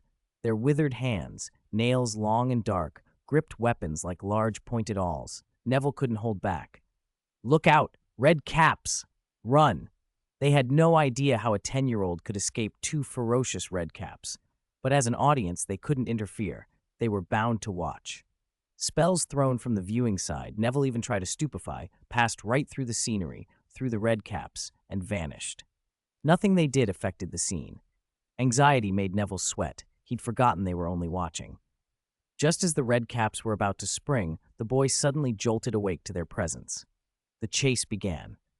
From their detached vantage point, Ted and the others watched the young Gryffindor take blows and bleed, then with a desperate burst of magic, counterattack and kill the 2 red caps. A classic protagonist template. "Let me go. I'll go first." Harry nearly leapt out of the book, eager to taste the protagonist's treatment. None of the others argued, partly because they didn't want to provoke Harry's temper. Harry went in. The boy in the book had never been trained. The young Godric had only managed a one-time surge of raw magic in a life-or-death moment. Harry, however, was a 13-year-old third-year wizard. He knew 30 or 40 spells, and aside from spells, his iron fists were notoriously effective. In the in-book adventure, with a horse stance and a single crushing punch, he felled the younger red cap and knocked its hat off. It took him less than 3 minutes to deal with both of them. "Awesome!" Harry shouted as he climbed out. "Did you all see that? Did you see? Punching is brilliant." George volunteered next. 5th year, usually one of the top students, his magic and spell work were stronger than Harry's, if not his fists. He took less than 2 minutes, a matter of stretching the fight for show. Fred's turn lasted under a minute. He'd used the Weasley twins' secret novelty, the stand user. When they climbed back out, Ron immediately asked, "You two, what was that magic?" The twins exchanged a grin, then looked at Ted. "Long story," they said. "Make it short," Ron urged. "It started with Ted's magical adventure," George said. During the holidays, when Ron and Neville were buying wands, the twins had cornered Ted to tell him they'd developed a stand user. At first, Ted had thought they were joking, but they weren't. They'd taken the invisible servant. Ted had taught them, useful for moving equipment and doing chores, and poured everything into it. Their imaginations ran wild. They integrated spells they knew, added contract magic, and made deliberate sacrifices. Their overall spell and magic levels dropped by 1, and specific subjects like care of magical creatures and herbology dropped by 2. The invisible servant vanished, transformed into their new stand user. The cost was real, like Lockhart, who specialized heavily in memory charms while other spells atrophied, but the payoff had been unique abilities. The stand user still required a wand and had a short duration, but it developed differently depending on the sacrifices and the user's traits. George's stand could split into 7 smaller units for multi-front fighting. Fred's could absorb magic and grow larger and stronger. The twins had also been refining magical prank items, transforming sweets, amulets, explosive fireworks, and tried selling some on secondhand home over the holidays. Sales were mediocre. The customer base there skewed older and adult, not their typical school market. Ted suggested they start selling to students once school resumed, iterating the products from immediate feedback. 2 years from graduation, they had time. This period from 3rd to 7th year often determined a wizard's future trajectory. Ted had even helped Mr. Weasley retrofit the Ford Anglia over the break, magicalizing the engine, optimizing the circuitry, adding some alchemical arrays. The Weasleys' old car still hadn't quite retired. Back at the adventure, Harry suggested they try going in together. Everyone liked the idea. What if, instead of detached viewers, they were 8 protagonists at once? They entered the book together. Chaos ensued. 16 red caps swarmed them. Ted, wanting to teach a little lesson about overconfidence, slacked off on purpose. The fight disintegrated into scrambling and tumbling, more slapstick than coordinated teamwork. Later, in a Hogwarts corridor, students were whispering, "Did you hear? They've found the new Defense Against the Dark Arts professor." Really? When? This morning. The second years had their first lesson. They say the new professor is amazing. Apparently, Quentin Trimble's one-day tenure had ended before it began. Something had happened on his way to Hogwarts. "What's the new professor's name?" someone asked. "Remus Lupin." Ted, who hadn't paid attention to who would take the post, froze. Lupin was the new Dada teacher? Fate had a strange way of repeating itself. Lupin, who'd been doing reasonably well, had still come to take the most unlucky position at Hogwarts. Ted thought for a moment, then walked alone to the Defense Against the Dark Arts office to see Professor Lupin. Chapter 251, Breathing Technique, Fire of Joy. "Remus, why did you agree to be a professor again?" "Dumbledore couldn't find anyone else," Lupin said. "You should know Mr. Quentin Trimble is in St. Mungo's and won't be out for at least 2 or 3 months if he's lucky, so Dumbledore asked me." "Do you know the legend about this position? The curse? Of course. Back when we were students, this post changed hands every year." "Then why take it on?" "I'm not getting myself into trouble. I'm helping Dumbledore. Besides, I've wanted to come back for a long time. Those 7 years here were the best of my life. And now, with the Wolfsbane potion Ted brought me, it's almost like I've been given a second life." Lupin's smile was warm. "I've been doing fine in Muggle society, with Sirius supporting me, but every full moon was a knife twisting in my chest. Now I don't have to fear losing control. I'm more confident. To be honest, with the old me, I wouldn't have agreed to let Tonks intern with me either. And don't worry, it's not like every Defense Against the Dark Arts professor is doomed. We discovered something back then. Many professors left shortly before their year ended, so they avoided whatever triggers the curse. Usually, only the ones who don't believe in it have the bad luck." Ted frowned but said nothing. He knew, more than most, that the curse had only grown more dangerous since Voldemort's return. That merely having held the post could bring death.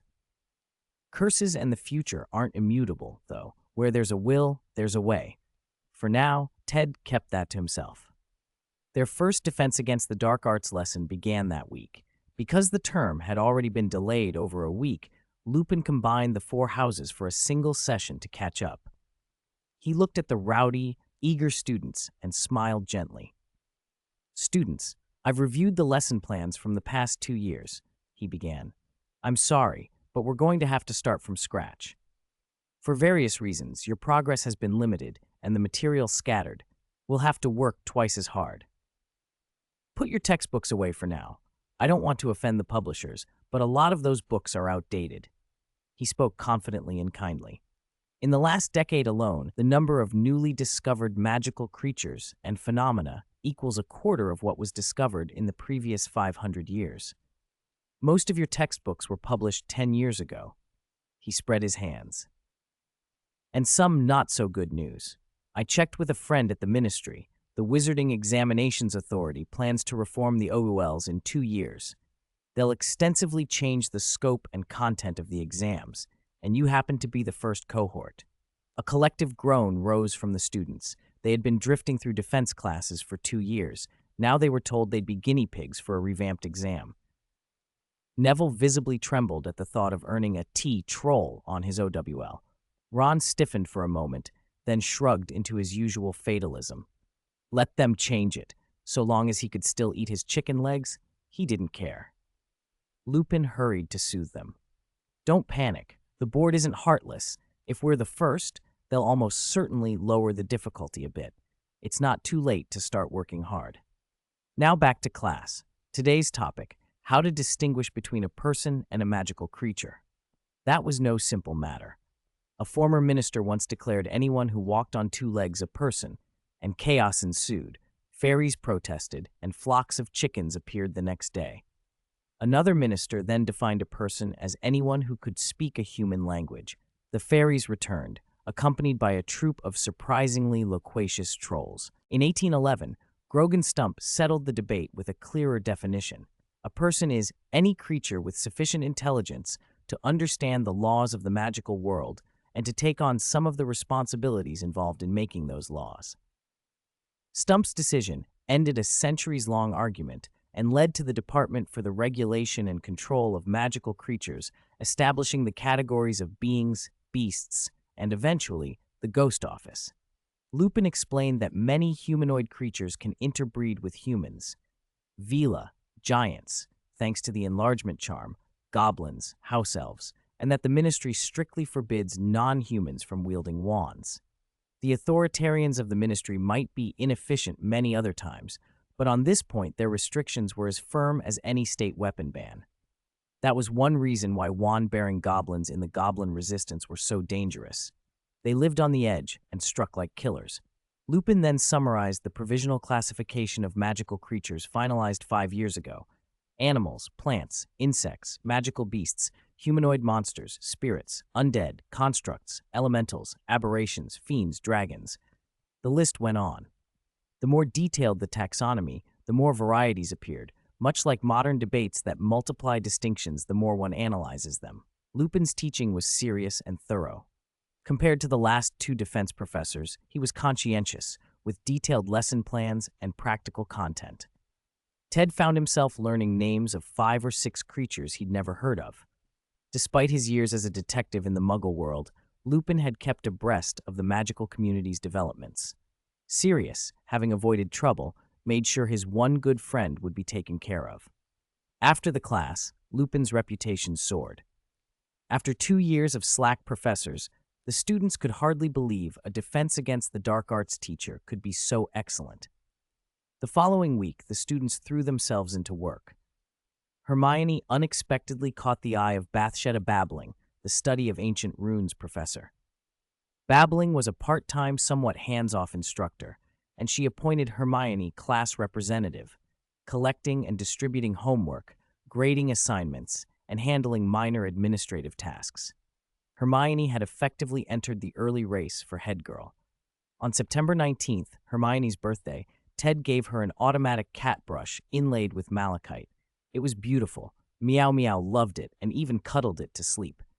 Around this time, Ted also taught his friends the otherworld technique called fire breathing by imprinting the method from his mind. Progress varied. Aside from Ted, only Neville showed any real response. The breathing rhythm strengthened Neville's body. The others were still experimenting.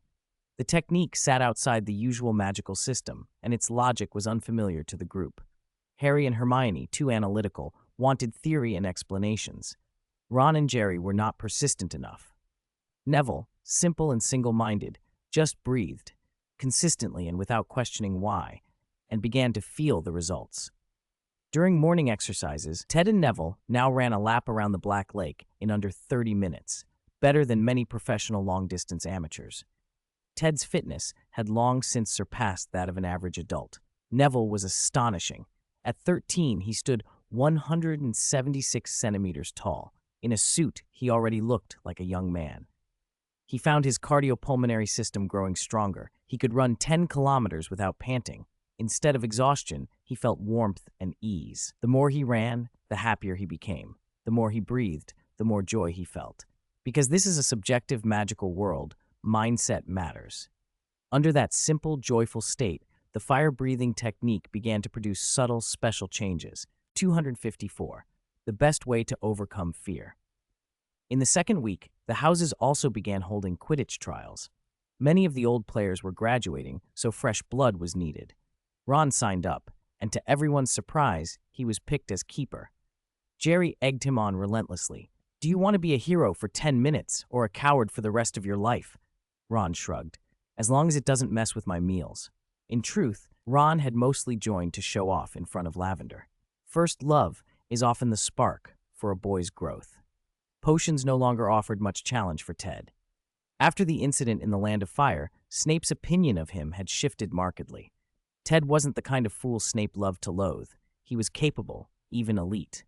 As a result, Ted's potions lessons went private. Only sixth-year advanced students had a chance to encounter Scarpin's Reveille-a-Spell, a spell that could analyze a potion's ingredients and effects. The incantation was, more or less, Scarpin's Potion's Unveiling. In the original timeline, Slughorn introduced that spell in a sixth-year class where only Hermione had heard of it. She could even cast it non-verbally. Lately, Ted had been spending a lot of time with Lupin, which only irritated Snape more. Snape's greatest enemy was James Potter, and the person he disliked most was Sirius, but he resented Lupin too. As the strategist of that group, Lupin drew his share of scorn. When they met at school, it was either a cold snort from Snape or a volley of sarcastic remarks, never anything friendly. Meanwhile, Ted and his companions were still using the adventure book for simulated missions, and they'd worked their way up to Chapter 8. The book didn't contain every trial. Gryffindor had only chosen the sections that taught something meaningful or had combat value. One early chapter told of a lone 12-year-old facing 8 bandits with crude weapons, Gryffindor's first kill. The 8th chapter, titled Adulthood, was far tougher. It told of a 13-and-a-half-year-old wizard confronting a dragon-like creature that had devastated a village, destroying crops and livestock. The beast was a kind of land dragon, about 5 meters long, including its tail, covered in impenetrable scales and boasting level 2 magic resistance. A boy of 13 wasn't supposed to handle such a thing, but he charged in anyway, partly because there was a gentle 16-year-old woman in the village. That was enough to make the boy grow up overnight. Gryffindor glossed over the details of what growing up meant in that story, leaving the rest of the group to speculate. The land dragon was brutal. The party failed against it again and again, and the village was destroyed 17 or 18 times. Only Ted ever got past it cleanly. After a week of grinding, Ron and Jerry just managed to squeak by using a few tricks. Harry even suggested, what if we all attack together and try to handle more than one at once? So they did, and 8 land dragons almost stamped the lot of them flat. It was a humiliating disaster, and they put the adventure book aside for a while to train properly. Dying in the simulation didn't matter to their bodies, but being trampled to death or eaten whole was a sensation nobody wanted to repeat. The Weasleys, of course, were busy too. Fred and George were constantly tinkering with new joke products. Their roommate Lee Jordan acted as their salesman. They turned a small profit but reinvested everything into new prototypes. Cash flow was nothing if not precarious. Their zeal for invention meant they tested things on themselves. More than once, the results were disastrous. Swollen, exploding welts across their faces from a prank gone wrong. Ted had to treat them with healing potions, white essence, and counterspells to clear the red boils before they ruptured. It only took 6.5 minutes, but Ted had seen the power of those reactions. Being blown up with a soot-blackened face was brutal. It was getting dangerous. You two are not experimenting on yourselves anymore, Ted warned, hands on his hips. If you come to me again to clean up your mess, I swear I'll make your inner thighs and bottoms boil with pus until every step makes you scream. George gave a theatrical shriek. Ted, even the worst Dark Lord couldn't dream up a punishment like that. Fred grinned. You should be Azkaban's new warder. Defense against the dark arts wasn't just theoretical. Lupin believed practical training was essential. After the Dementor incident on the train, he thought students needed to learn to face fear, not just pass exams. Even Hermione had failed to cast a Patronus the first time she encountered a Dementor. She hadn't faced one up close in the compartment. Harry, who did face one directly, was crippled by panic and collapsed. Lupin wanted his students to be able to respond in such moments. He'd asked Sirius to pick up a teaching aid from Nocturne Alley, a boggart. Boggarts loved narrow, dark spaces, wardrobes, trunks, under beds. They were aberrations that sensed a person's fears and took on their likeness. The practical lesson was a riot of wails, sniffs, and very wet pants. The boggart had a field day, scaring 30 or 40 young wizards in turn. Spectral women, giant spiders, disembodied walking hands, even Snape himself. If it could gain experience from scaring students, it would have leveled up by then. A few kids went completely limp, others trembled and stammered. Lupin had taught them the counter curse, ridiculous, but simply reciting the word meant nothing if you couldn't summon the right emotion. It required humor and imagination to turn fear into something ridiculous. For some students, that was easier said than done. Jerry's boggart became a shadow panther, a creature rare in Britain but more common in the great European forests, and it ripped open a childhood wound. When Jerry was small, back when his village Diamond lay in ruins, a wandering shadow panther had attacked. It killed livestock and nearly carried Jerry away until a dozen villagers drove it off. He'd been traumatized ever since. That wasn't something a single ridiculous could erase. Harry's worst fear coalesced into a dementor. Even seeing it burst out of the wardrobe nearly made him faint again. By contrast, Ron's fear of giant spiders had lessened. The previous year in the Forbidden Forest, Ted had torched an entire nest in one go, and the memory helped shrink Ron's terror. After class, Jerry and Harry cornered Ted. They wanted a quick fix, hypnosis, a charm to erase the fear. Ted couldn't do that. Teaching wasn't about bypassing the mind. Real growth came from overcoming fear. He could offer no shortcuts, only a push. The best way to beat fear, he said quietly, is to face it. Keep going until you can't be stopped. Persistence wins. He smiled, then added with a coach's flourish, now ridiculous. 205th failure. 4/6th failure.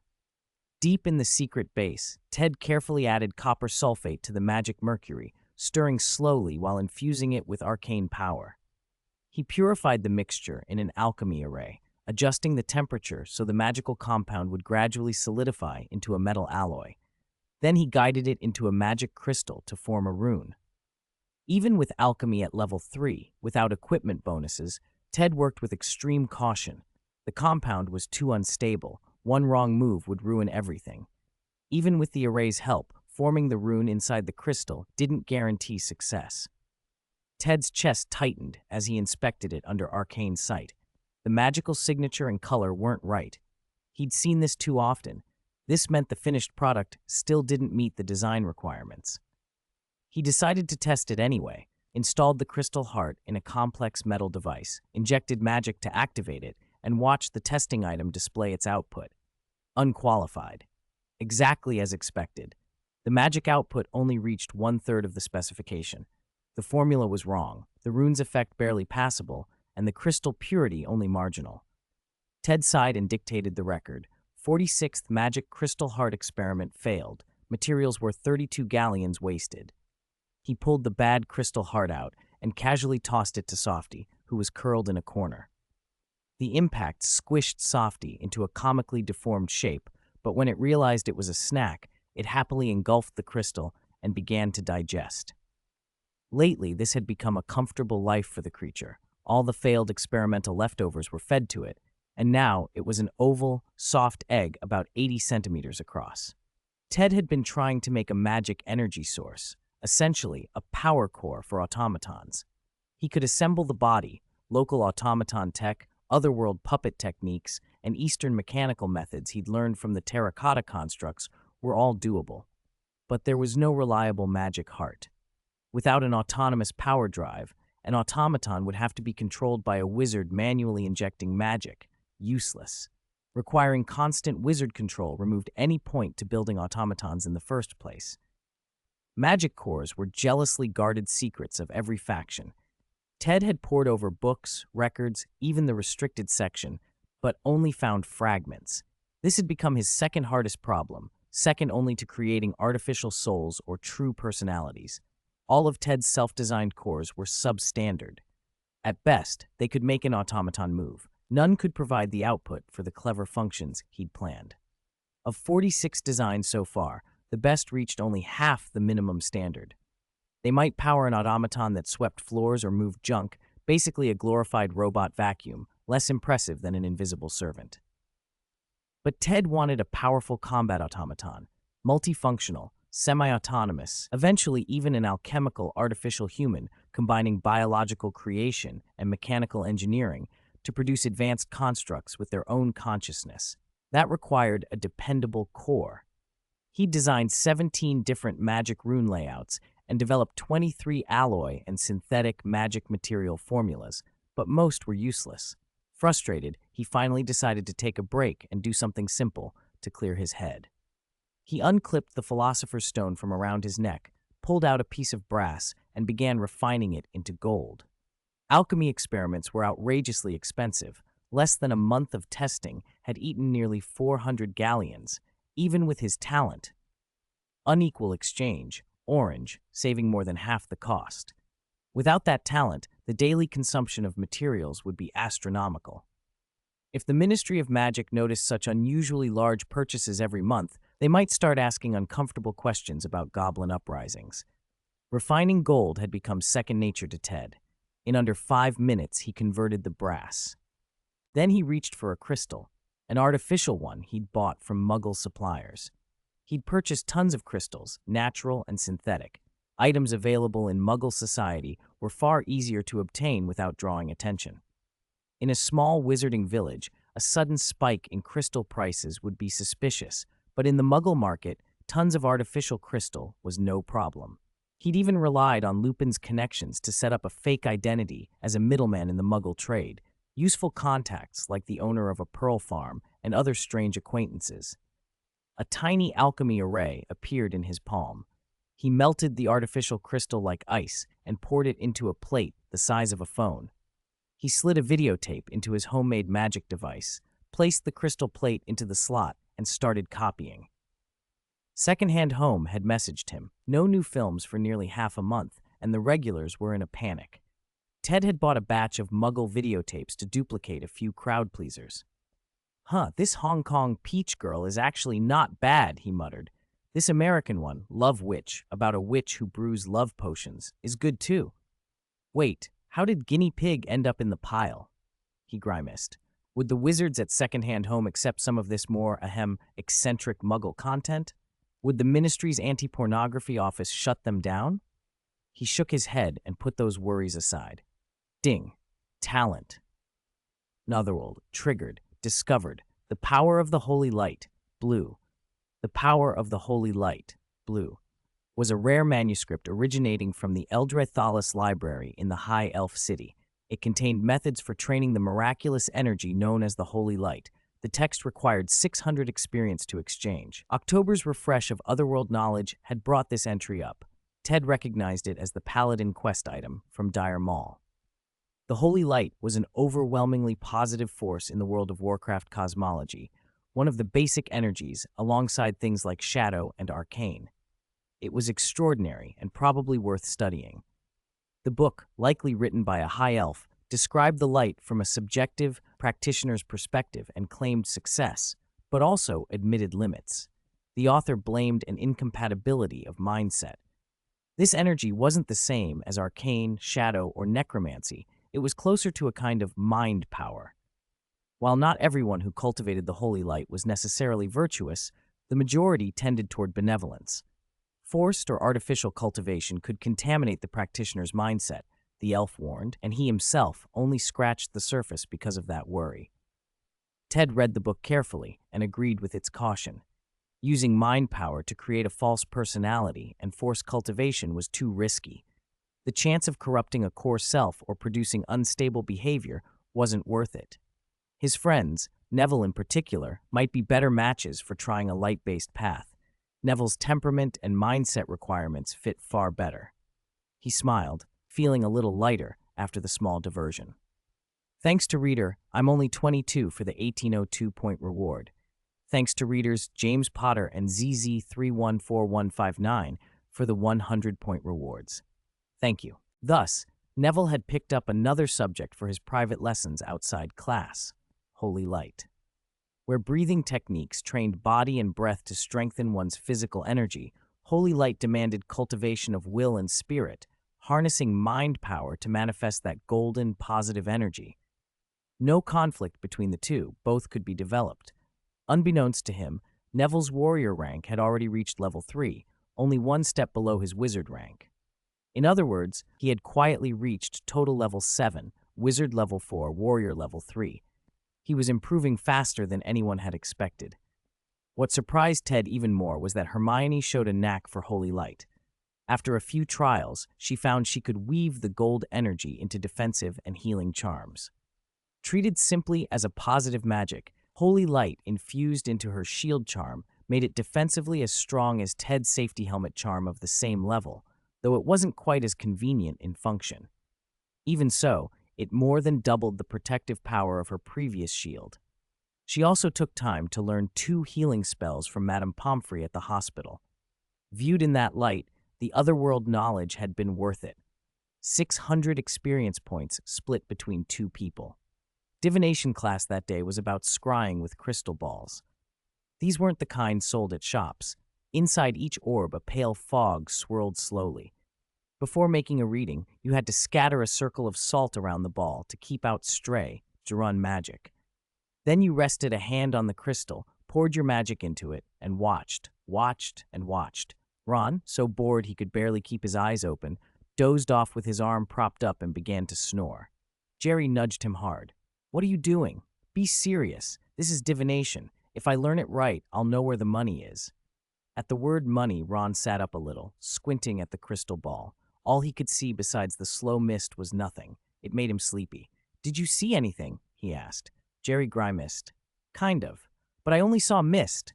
"Mist. Yes, it's mist. But what could mist mean?" Suddenly Jerry brightened. "I know. It means foggy weather's coming." The girls at the next table snorted, as if this were a weather forecast. Still, Jerry kept fretting about fog until the end of class. Ron waved it off. "Give up. This needs inheritance and talent. Either your family were seers, or you actually have the ability." "Like Ted?" Jerry asked. "Maybe." Word had already spread about Ted. He'd once divined a lost pet for a girl in Gryffindor by putting 3 coins into a fire crab shell, and they'd actually found the creature in the general direction he described. Now people were whispering that Ted might be born to divination. That rumor reached Professor Trelawney, who didn't like attention, and certainly not the thought that a third-year student might outshine her. Trelawney had sacrificed much to preserve her reputation. She'd cultivated an air of mystery, limped along in pretense, avoided colleagues at the staff table, and, under the pressure, leaned on drink more and more.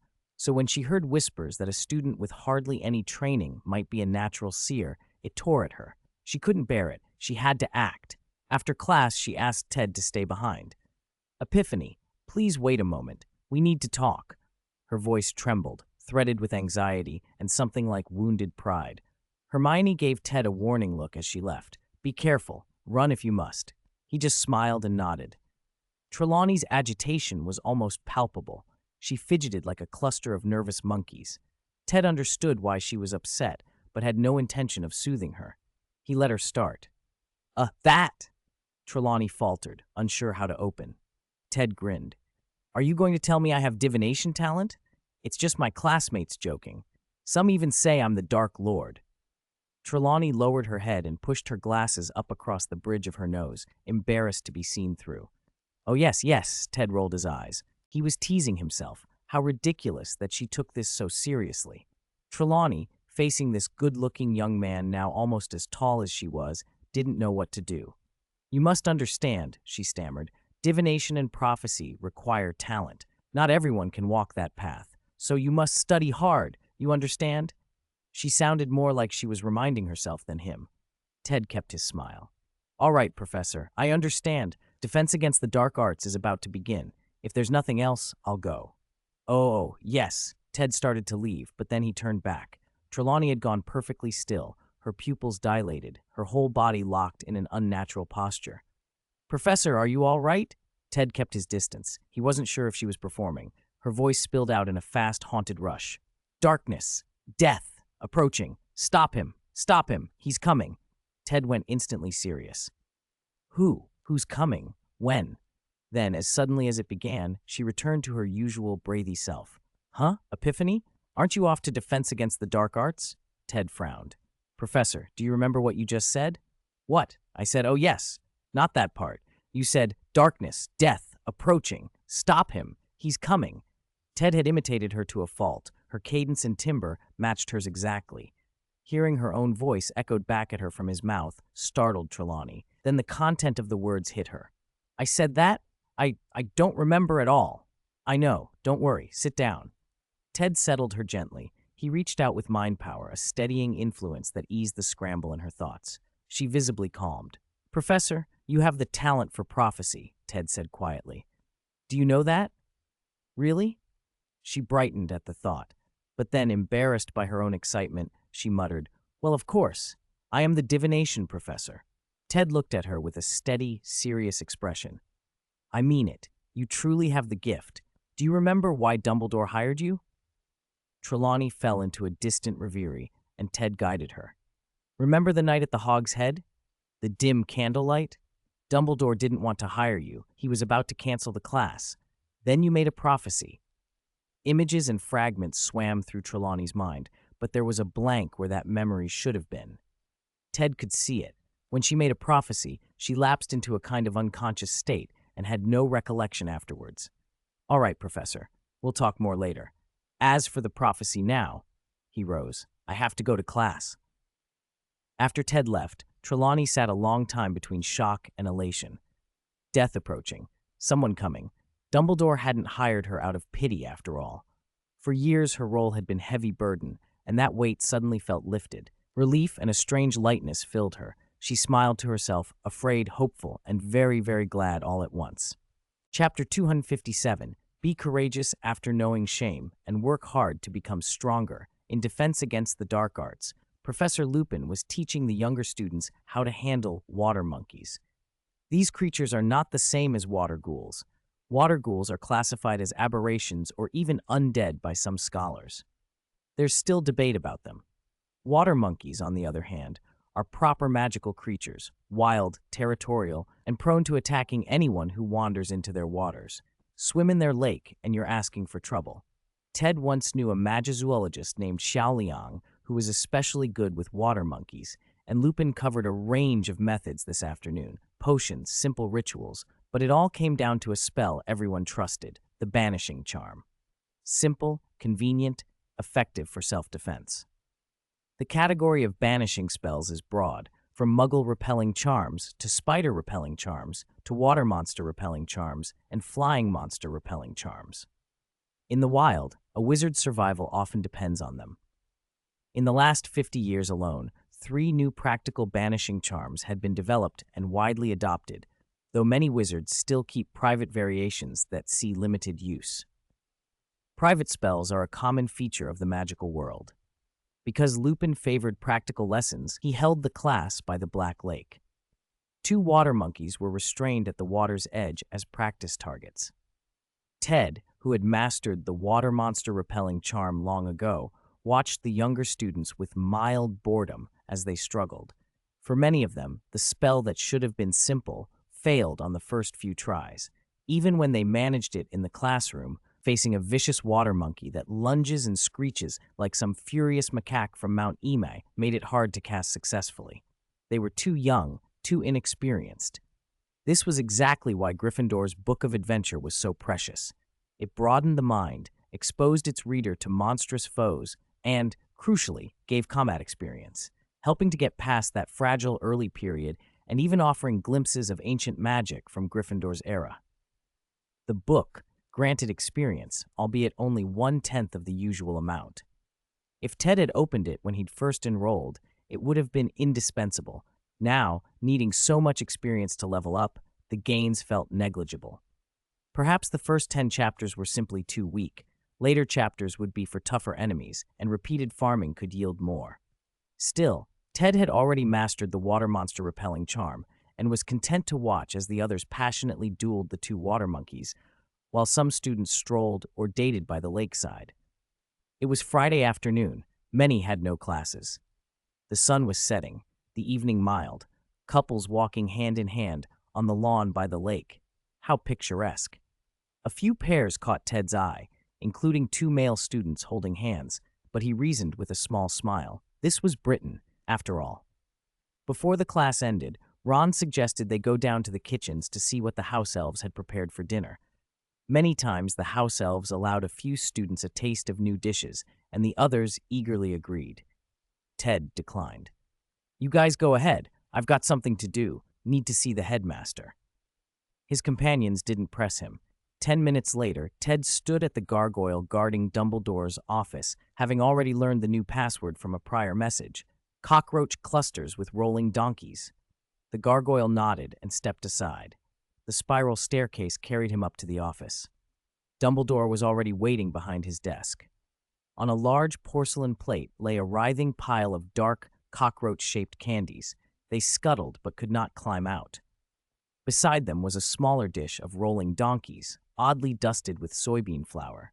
Dumbledore had a fondness for experimental snacks and had been coaxing the kitchen to try out foods from many places. He clearly enjoyed it. "Sit down, Ted. Would you like some?" Dumbledore offered toward the wriggling candies. Ted nodded, plucked a rolling donkey, and started eating. He'd said he had something important to tell the headmaster, yet Dumbledore stayed calm, as ever. Eating a good snack himself, Ted took his time. 5 minutes of polite chewing, punctuated by the discovery that the grotesque-looking candies were actually tasty, with a sugary center. Dumbledore watched him with amusement. After all, he was being freeloaded. "So," Dumbledore finally asked. "A prophecy," Ted said. "In divination today, Professor Trelawney asked me to speak a few words. As I was leaving, she went into a trance and made a prophecy." Ted imitated Trelawney's tremulous tone. "Darkness, death, is approaching. Stop him, he is coming." His impression was uncannily accurate. Ted had always been good at imitating voices. Dumbledore, who had heard the original prophecy, felt a chill. The matter was serious. "Do you think it could be him, Tom?" he asked. Ted considered. By all reports, he should still be barely clinging to life in the forests of Romania. No one's been able to locate him. "Darkness, death," Dumbledore murmured, eyes distant as he considered old enemies. "This is frustratingly vague. There are no times, no names. Prophecies can be so cryptic." He warned gently, "One must be careful not to be trapped by prophecy. Sometimes we make the very future we fear by dwelling on it." Ted tapped the table and reminded him, "Don't forget the Land of Fire incident 2 months ago." Dumbledore, century-old and occasionally set in his ways, frowned thoughtfully. "You mean from other worlds?" He sounded reluctant to draw conclusions. Outside Dumbledore's office, other things were going on. Most notably, the ongoing trials of the members of Gryffindor and their disastrous Chapter 12 in the Book of Adventure. "Ah, failed again. Even Ted couldn't pass." Neville wailed in despair more than once. "Too hard. I don't know how to solve this." Ron sat sullenly on the floor in the common room, having been killed again in the simulation. Death in the book didn't hurt him permanently, but the terror of life and death still left an impression, and the physical strain of repeated attempts was draining. He grabbed a chicken leg and bit into it to recover a little. Chapter 12 had been brutal. Previous chapters had tested combat ability or wisdom, and the latter often came with a memory block. If you gained certain insights the first time, those memories would be temporarily inaccessible on repeat attempts. That had given Ron and Neville nightmares back in Chapter 9. They had failed over 20 times before, finally changing their approach and succeeding. It was a significant step, one of the first real moves from childishness toward maturity. But this Chapter 12 was a triple test: combat strength, comprehensive leadership, and wisdom. It required not only defeating monsters, but sheltering villagers and gathering enough food and fuel to survive the winter. The foes were ice-plane creatures led by an ancient winter wolf. Cunning, not necessarily the strongest, but clever and ruthless. Winter wolves are native to extreme cold and possess high intelligence. Some can even learn to speak. Newt Scamander had once written about an extraordinarily smart winter wolf in northern Europe that could converse in English, German, Swedish, and Giant. Ted was convinced the old winter wolf's intelligence surpassed that of both Ron and Neville. As the protagonist of the chapter, a player had to prevent the winter wolf pack from ravaging the village while collecting resources under constant harassment to keep the villagers from freezing or starving. In a blizzard that lasted over half a month, it became a life-or-death struggle.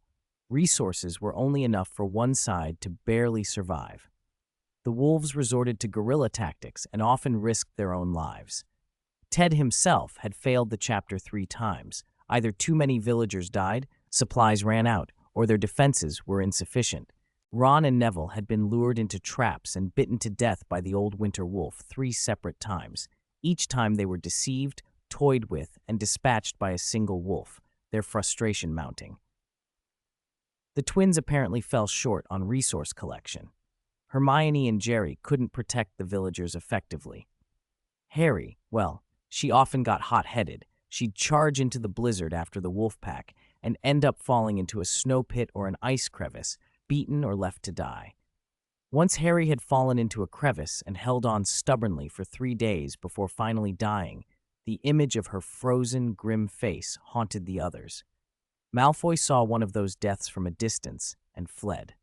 The failures stung. After returning to the common room, Ron kept snacking and muttering over spells that might have helped. There's a saying, you regret not reading enough when the time comes to use it. Magic was no different. This chapter exposed many of their shortcomings. Ted, however, had a way to clear the level. He could have rolled through it. He was 16 and had already managed to cast 2 ancient magic spells during an adventure, both astonishing in power and effect. But he chose not to show the easy solution. Sometimes, lessons are better learned the hard way, and Gryffindor would teach his companions through trial and error. Chapter 258, Ron, the Adapter of the Magic Mecha. Everyone was trying to raise their combat power. Neville told himself that if he could get stronger, he could stand in front of the villagers and at least take the monster's blows. He drilled quick, practical spells, especially protective enchantments, and kept working on breathing techniques and the holy light. The breathing practice had become nearly automatic. 2 modes, one for normal life and one for combat, practiced until instinctive. The holy light training Ted taught him was built on mind power, the prayer ritual. But the object of the prayer wasn't any god or even the holy light itself, it was oneself. Ted had developed a method of self-deification, combining mind power with chaos magic theory from the Muggle side. If you steadily perfected your own spirit, Ted argued, you could ignite the spirit holy light. Hermione's approach was different. After yoga each night, she would lie and meditate, seeking the beauty at the core of her spirit to draw herself toward the holy light. She also asked her roommate Clara about magical tools, hoping she might be able to craft temporary implements for adventures, trying to break through by tools rather than only by inner power. Harry, restless with rage, asked Sirius and Lupin about offensive spells. He wanted answers that would let him take fierce revenge. I can't babysit the villagers forever, he snapped. I'm going after that old werewolf. Jerry turned to stealth and assassination techniques, writing to Sherry for tips. Better to strike first than to be ambushed by a pack of monsters and lose the initiative. The twins were off doing twin things of their own. They were 5th-year wizards at 16, so nobody tried to manage them much. They'd get themselves into trouble and out again. Ron, though, felt adrift. He seemed to have no particular talent beyond eating, and the last 2 days he'd been glum. Ted decided to give him special training. Ron, do you want some special training? Ted asked. Okay, Ron replied too readily, like this was exactly what he'd been waiting for. In the secret base, Ron's arm was fitted into a huge mechanical arm. Ted had adjusted his plans. He couldn't pin down that unknown power source, so he'd found another route, make a wizard the core. A remote-controlled magic puppet would be useless for Ted himself. He was stronger in combat. But if Ron were the pilot, it would be an enhancement. Ted wasn't putting Ron on the sidelines. He meant to let him grow into his own fighting strength. The mechanical arm was over 2 meters long, complex and unlike simple metal, wood, or stone. Ted's alloy formulas finally had their use. Ron wasn't bad with magic. As a pure-blood descendant, he already showed solid skill, stronger even than Hermione in some ways. He adapted well to the magic rune drive. Under his control, the suspended arm clenched, flexed, and rotated with surprising responsiveness. Delay was low. That was the advantage of a wizard core over remote control. Ron grinned as he moved it. Ted, this is great. It feels amazing. Just as ancient wizards had invented wands as extensions of themselves, this mechanical arm was an extension of Ron, and he loved it. Ted smiled and pulled back another curtain. Behind it stood a 3-meter-tall magic puppet that looked like a chunky cartoon bear, Winnie. Ted opened a panel in the bear's chest to reveal a cockpit. It would be cramped for an adult, but for Ron it was perfect. That arm is just a starter, Ted said. Once you learn the power control interface, try this. He adopted a salesman's grin.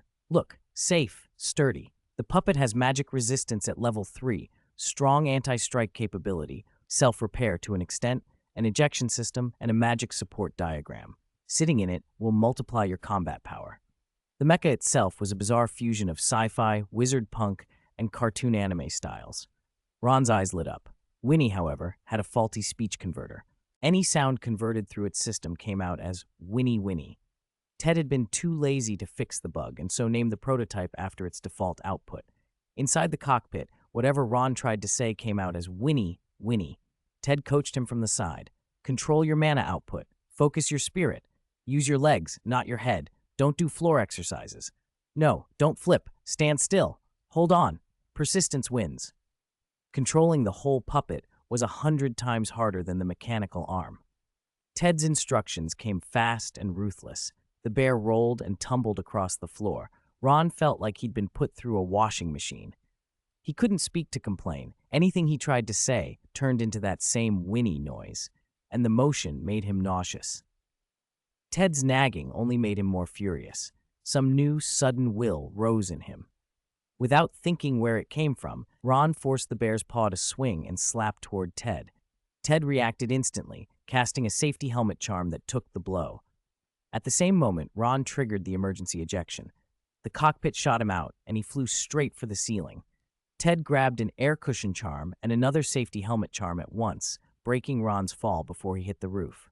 You, Ron tried to curse. The world still spun. Ted was already laughing. Ron, congratulations. You did it. Huh? Did what? You controlled Winnie and swung a proper bear paw. You attacked me and then ejected yourself. That's success. Ron stared in disbelief, and then the giddiness of victory, ridiculous but real, bubbled to the surface. I did it. Ted, for his part, had also noticed a problem.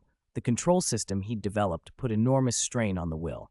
It was prone to what he called mana surges, which caused control anomalies. That Ron had managed to take command, perform an attack, and, while overloaded, trigger the ejection and survive showed something important. He had talent, or at least a stubborn resilience and tolerance for trouble. Either way, it was progress. Meanwhile, the Weasley twins were off following clues from an old diary. They'd opened a secret chamber beneath the library, Matilda Weasley's diary. Matilda, Ron's great-great-grandmother, had been transfiguration professor and even deputy headmistress at the school. Her diary was full of trivial notes and, tantalizingly, references to ancient magic that had appeared at the school 100 years ago. The twins grinned at each other. Another mystery meant another project. So that's how it is. George shrugged. Fred spread his hands. Before Ted could answer, Ron was already furious. So you're helpless, and now you remember us? Oh, of course not, my dear brother, George said lightly. Fred grinned. We just came to see Ted. Didn't expect you lot to be here too. Ah, Ron wailed like a spoiled child and slunk back. The twins' narration amused Ted. By piecing together a diary left by their great-great-grandmother, they'd found clues about ancient magic, supposedly hidden beneath the restricted section of the Hogwarts library. The restricted section wasn't new to them.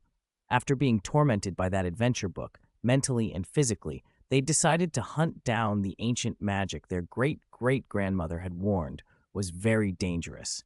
The twins had been clever. They gathered hints from the fringes of descriptions and managed to locate the exact spot. They'd even gone there yesterday. It was real. Only they couldn't get the door open. A magic door guarded it. They'd tried everything and were stumped. So they came to Ted. If he couldn't open it either, maybe the path to ancient magic would be blocked forever. The Weasleys weren't rich, and their political stance, sympathetic to Muggles and the Order of the Phoenix, hadn't helped their social standing among some pure-blood families. Still, they were what they were. Descendants of the old Celts, their red hair a family trait. Ron, nursing his wounded pride, leafed through the old diary aloud. My great-great-grandmother was a transfiguration professor and a deputy headmistress? He tried to picture Professor McGonagall as his ancestor and shivered. Ted took a few minutes to scan the diary properly and assemble the facts. The old Weasley had tried to hide things, but a recurring phrase here and there left breadcrumbs. Loose lips, as Ted thought, had sunk more than one secret. Between that diary and other fragments they'd gathered, a clearer picture of ancient magic was forming. Ted and his friends had already bumped into traces of it. He'd found clues in the Ravenclaw Chamber of Secrets, but Ravenclaw's attitude toward ancient magic was conservative, protective, almost forbidding. Her view was that ancient magic should be discovered naturally as a wizard matured. It wasn't something to be taught. Ancient magic, she thought, were the individual paths other wizards had followed. If you stepped onto them, you might never forge your own. Even when that Ravenclaw had left notes, they were conceptual, not handbooks. They'd picked up fragments in the Slytherin chamber too. Though most of Slytherin had been thoroughly scoured, Lord Voldemort had left almost nothing behind. And then there was the old adventurer's book from Gryffindor. It never used the phrase ancient magic, but its author had demonstrated spells and effects that didn't fit the modern system. Over 1,000 years, magic had become standardized, easier to teach, simpler to reproduce, more convenient to control. That standardization had cost variety and raw power. In the old days, every outstanding wizard could have a unique system, personal paths, near miracles crafted from will and talent. Those eccentric, powerful methods had largely faded, replaced by things anyone could learn. Popular replaces niche, as always. That night, the 8 of them slipped out together. The rare night stroll felt almost conspiratorial. In first or second year, they never would have gotten past Filch, but Ted's mental shielding had grown. His mind power hid the group's presence and even distorted Filch's instincts so that the caretaker subconsciously avoided them. As Ted's mind strength increased, more subtle effects like this appeared. They reached the restricted section and activated the passage the twins had figured out after several nights of searching. It took them into a space that wasn't simply under the restricted section in normal physical terms, but into a different pocket of space. The chamber was empty, except for a single stone door. A strange symbol, part flame, part vertical eye, was carved in its center. George tapped the stone inside. "This is the door that ruined our bragging rights." They'd wanted to learn ancient magic, clear the adventure, and show off. Instead, they were stuck. Harry tried the obvious, Alohomora. Nothing happened. Hermione tried an archaic opening charm, a sort of kicking door spell, and it struck the stone without leaving so much as a scratch. The protections on the door were designed to stop unauthorized wizards. It must have layers of counter charms. Even stronger spells and explosive charms did nothing. Everyone looked to Ted. He'd been thinking the same thing. The door's magic resistance was terrifying, layered in material enchantments and ritual defenses. What if the setup didn't expect a non-magical approach? Wizards often forgot simpler methods because they relied too much on spells. Ted pulled a long stalactite from the ceiling and smashed it against the door. The stone held, not a crack. So they tried something outside orthodox magic, psionics. Ectoplasmic penetration wasn't just mental interference, it could affect matter. Converting matter into ectoplasm and back was within their reach. Ted altered the wall near the door, turning a section of stone into ectoplasm, and pushed through, opening a new passage. Inside was a neat hall, otherwise empty, with a small stone platform at its center. A basin sat on the platform, and a tiny crystal phial hovered in its midst. "Is that a pensieve?" Harry asked, surprised. Pensieves were rare. Only old, pure-blood families might have known them well. Hermione and the Weasleys had no idea. Ted carefully lifted the crystal bottle. Inside was a sliver of silver liquid. "Mercury?" Hermione guessed. "No," Ted said. "It's a memory. Someone left it here." He opened the stopper and poured the silver into the basin. The basin filled, became clear and reflective, the pensieve ready. They leaned in. "All right," Ted said. "Let's see what the previous guardian wanted to leave behind." They watched. When it was over, they came up from the pensieve a little dazed, another side effect of viewing a memory. Harry spoke first. "So it's really that powerful?" The memory had been left by a guardian more than a century ago. Dumbledore probably hadn't even been at Hogwarts yet.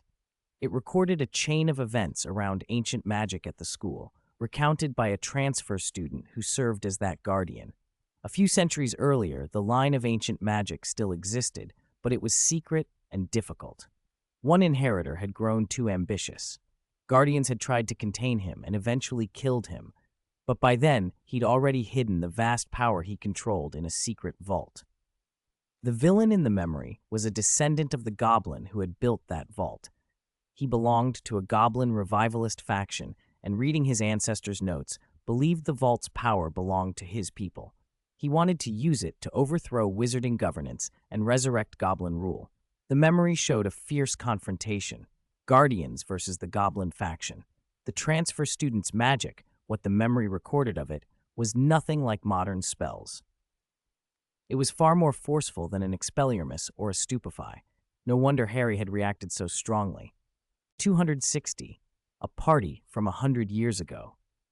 The youngsters were amazed by the power and effects of ancient magic. They even yearned for it, convinced that if they could acquire such power, clearing the adventure book would be a certainty. Ted, however, wasn't all that taken. He had already begun to walk his own path in magic and had his own understanding and standards. Many ancient magic spells were undeniably powerful, but his magic was powerful too. Spells like Lightning Bolt, Fireball, and Blizzard all had enormous development potential. If he pushed them to their limits, they would not be inferior to any ancient magic. What ancient magic? My magic is ancient magic, he thought. Still, Ted was fascinated by other details in the memories, especially the Guardian's trigger-based teleportation and those Guardian puppets in the ruins. He had worried there would be no usable information, so finding it now felt like a windfall. Hermione frowned.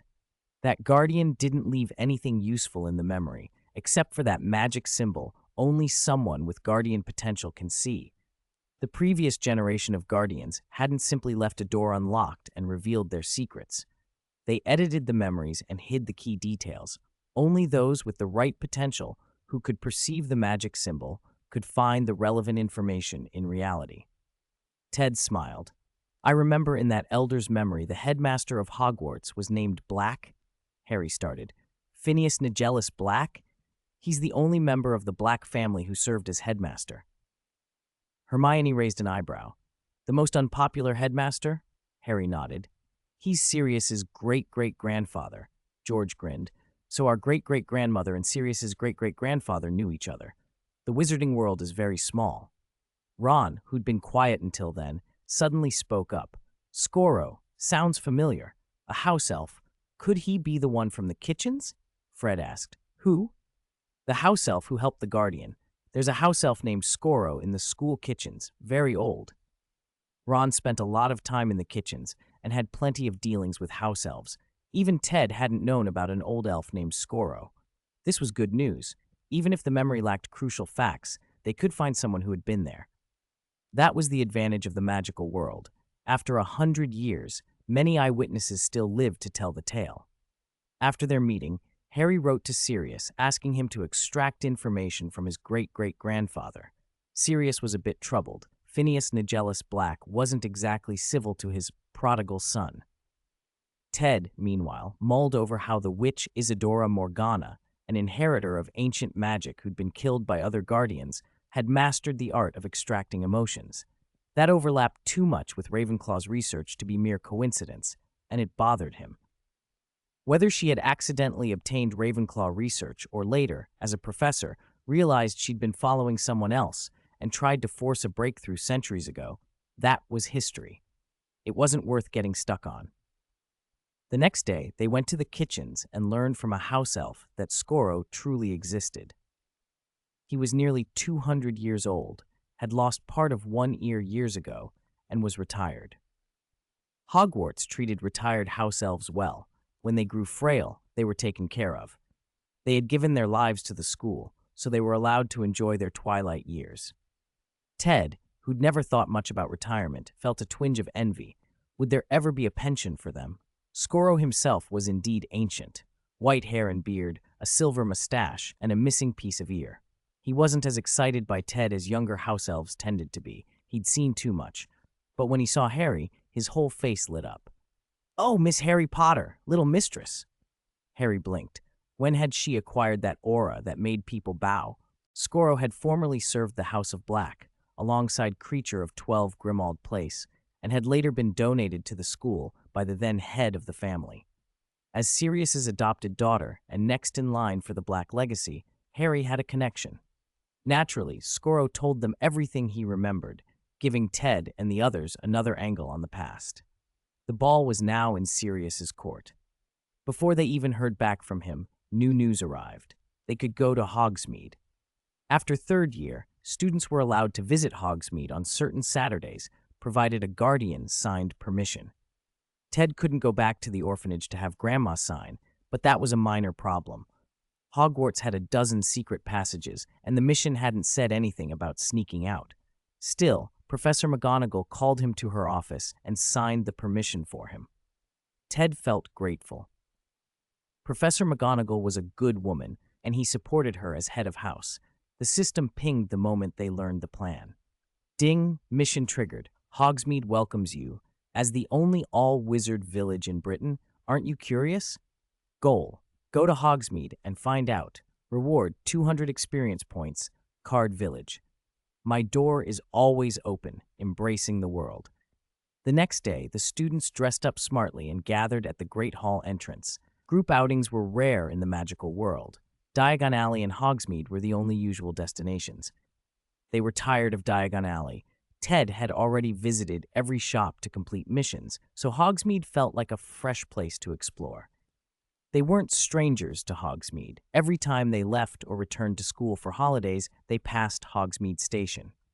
The station, the village, and the school formed roughly an equilateral triangle. The village lay a short walk northwest from the castle gate, and in 10 minutes they could see Hogsmeade's tallest building, a 3-story clock tower that, in this age, was more ornamental than functional.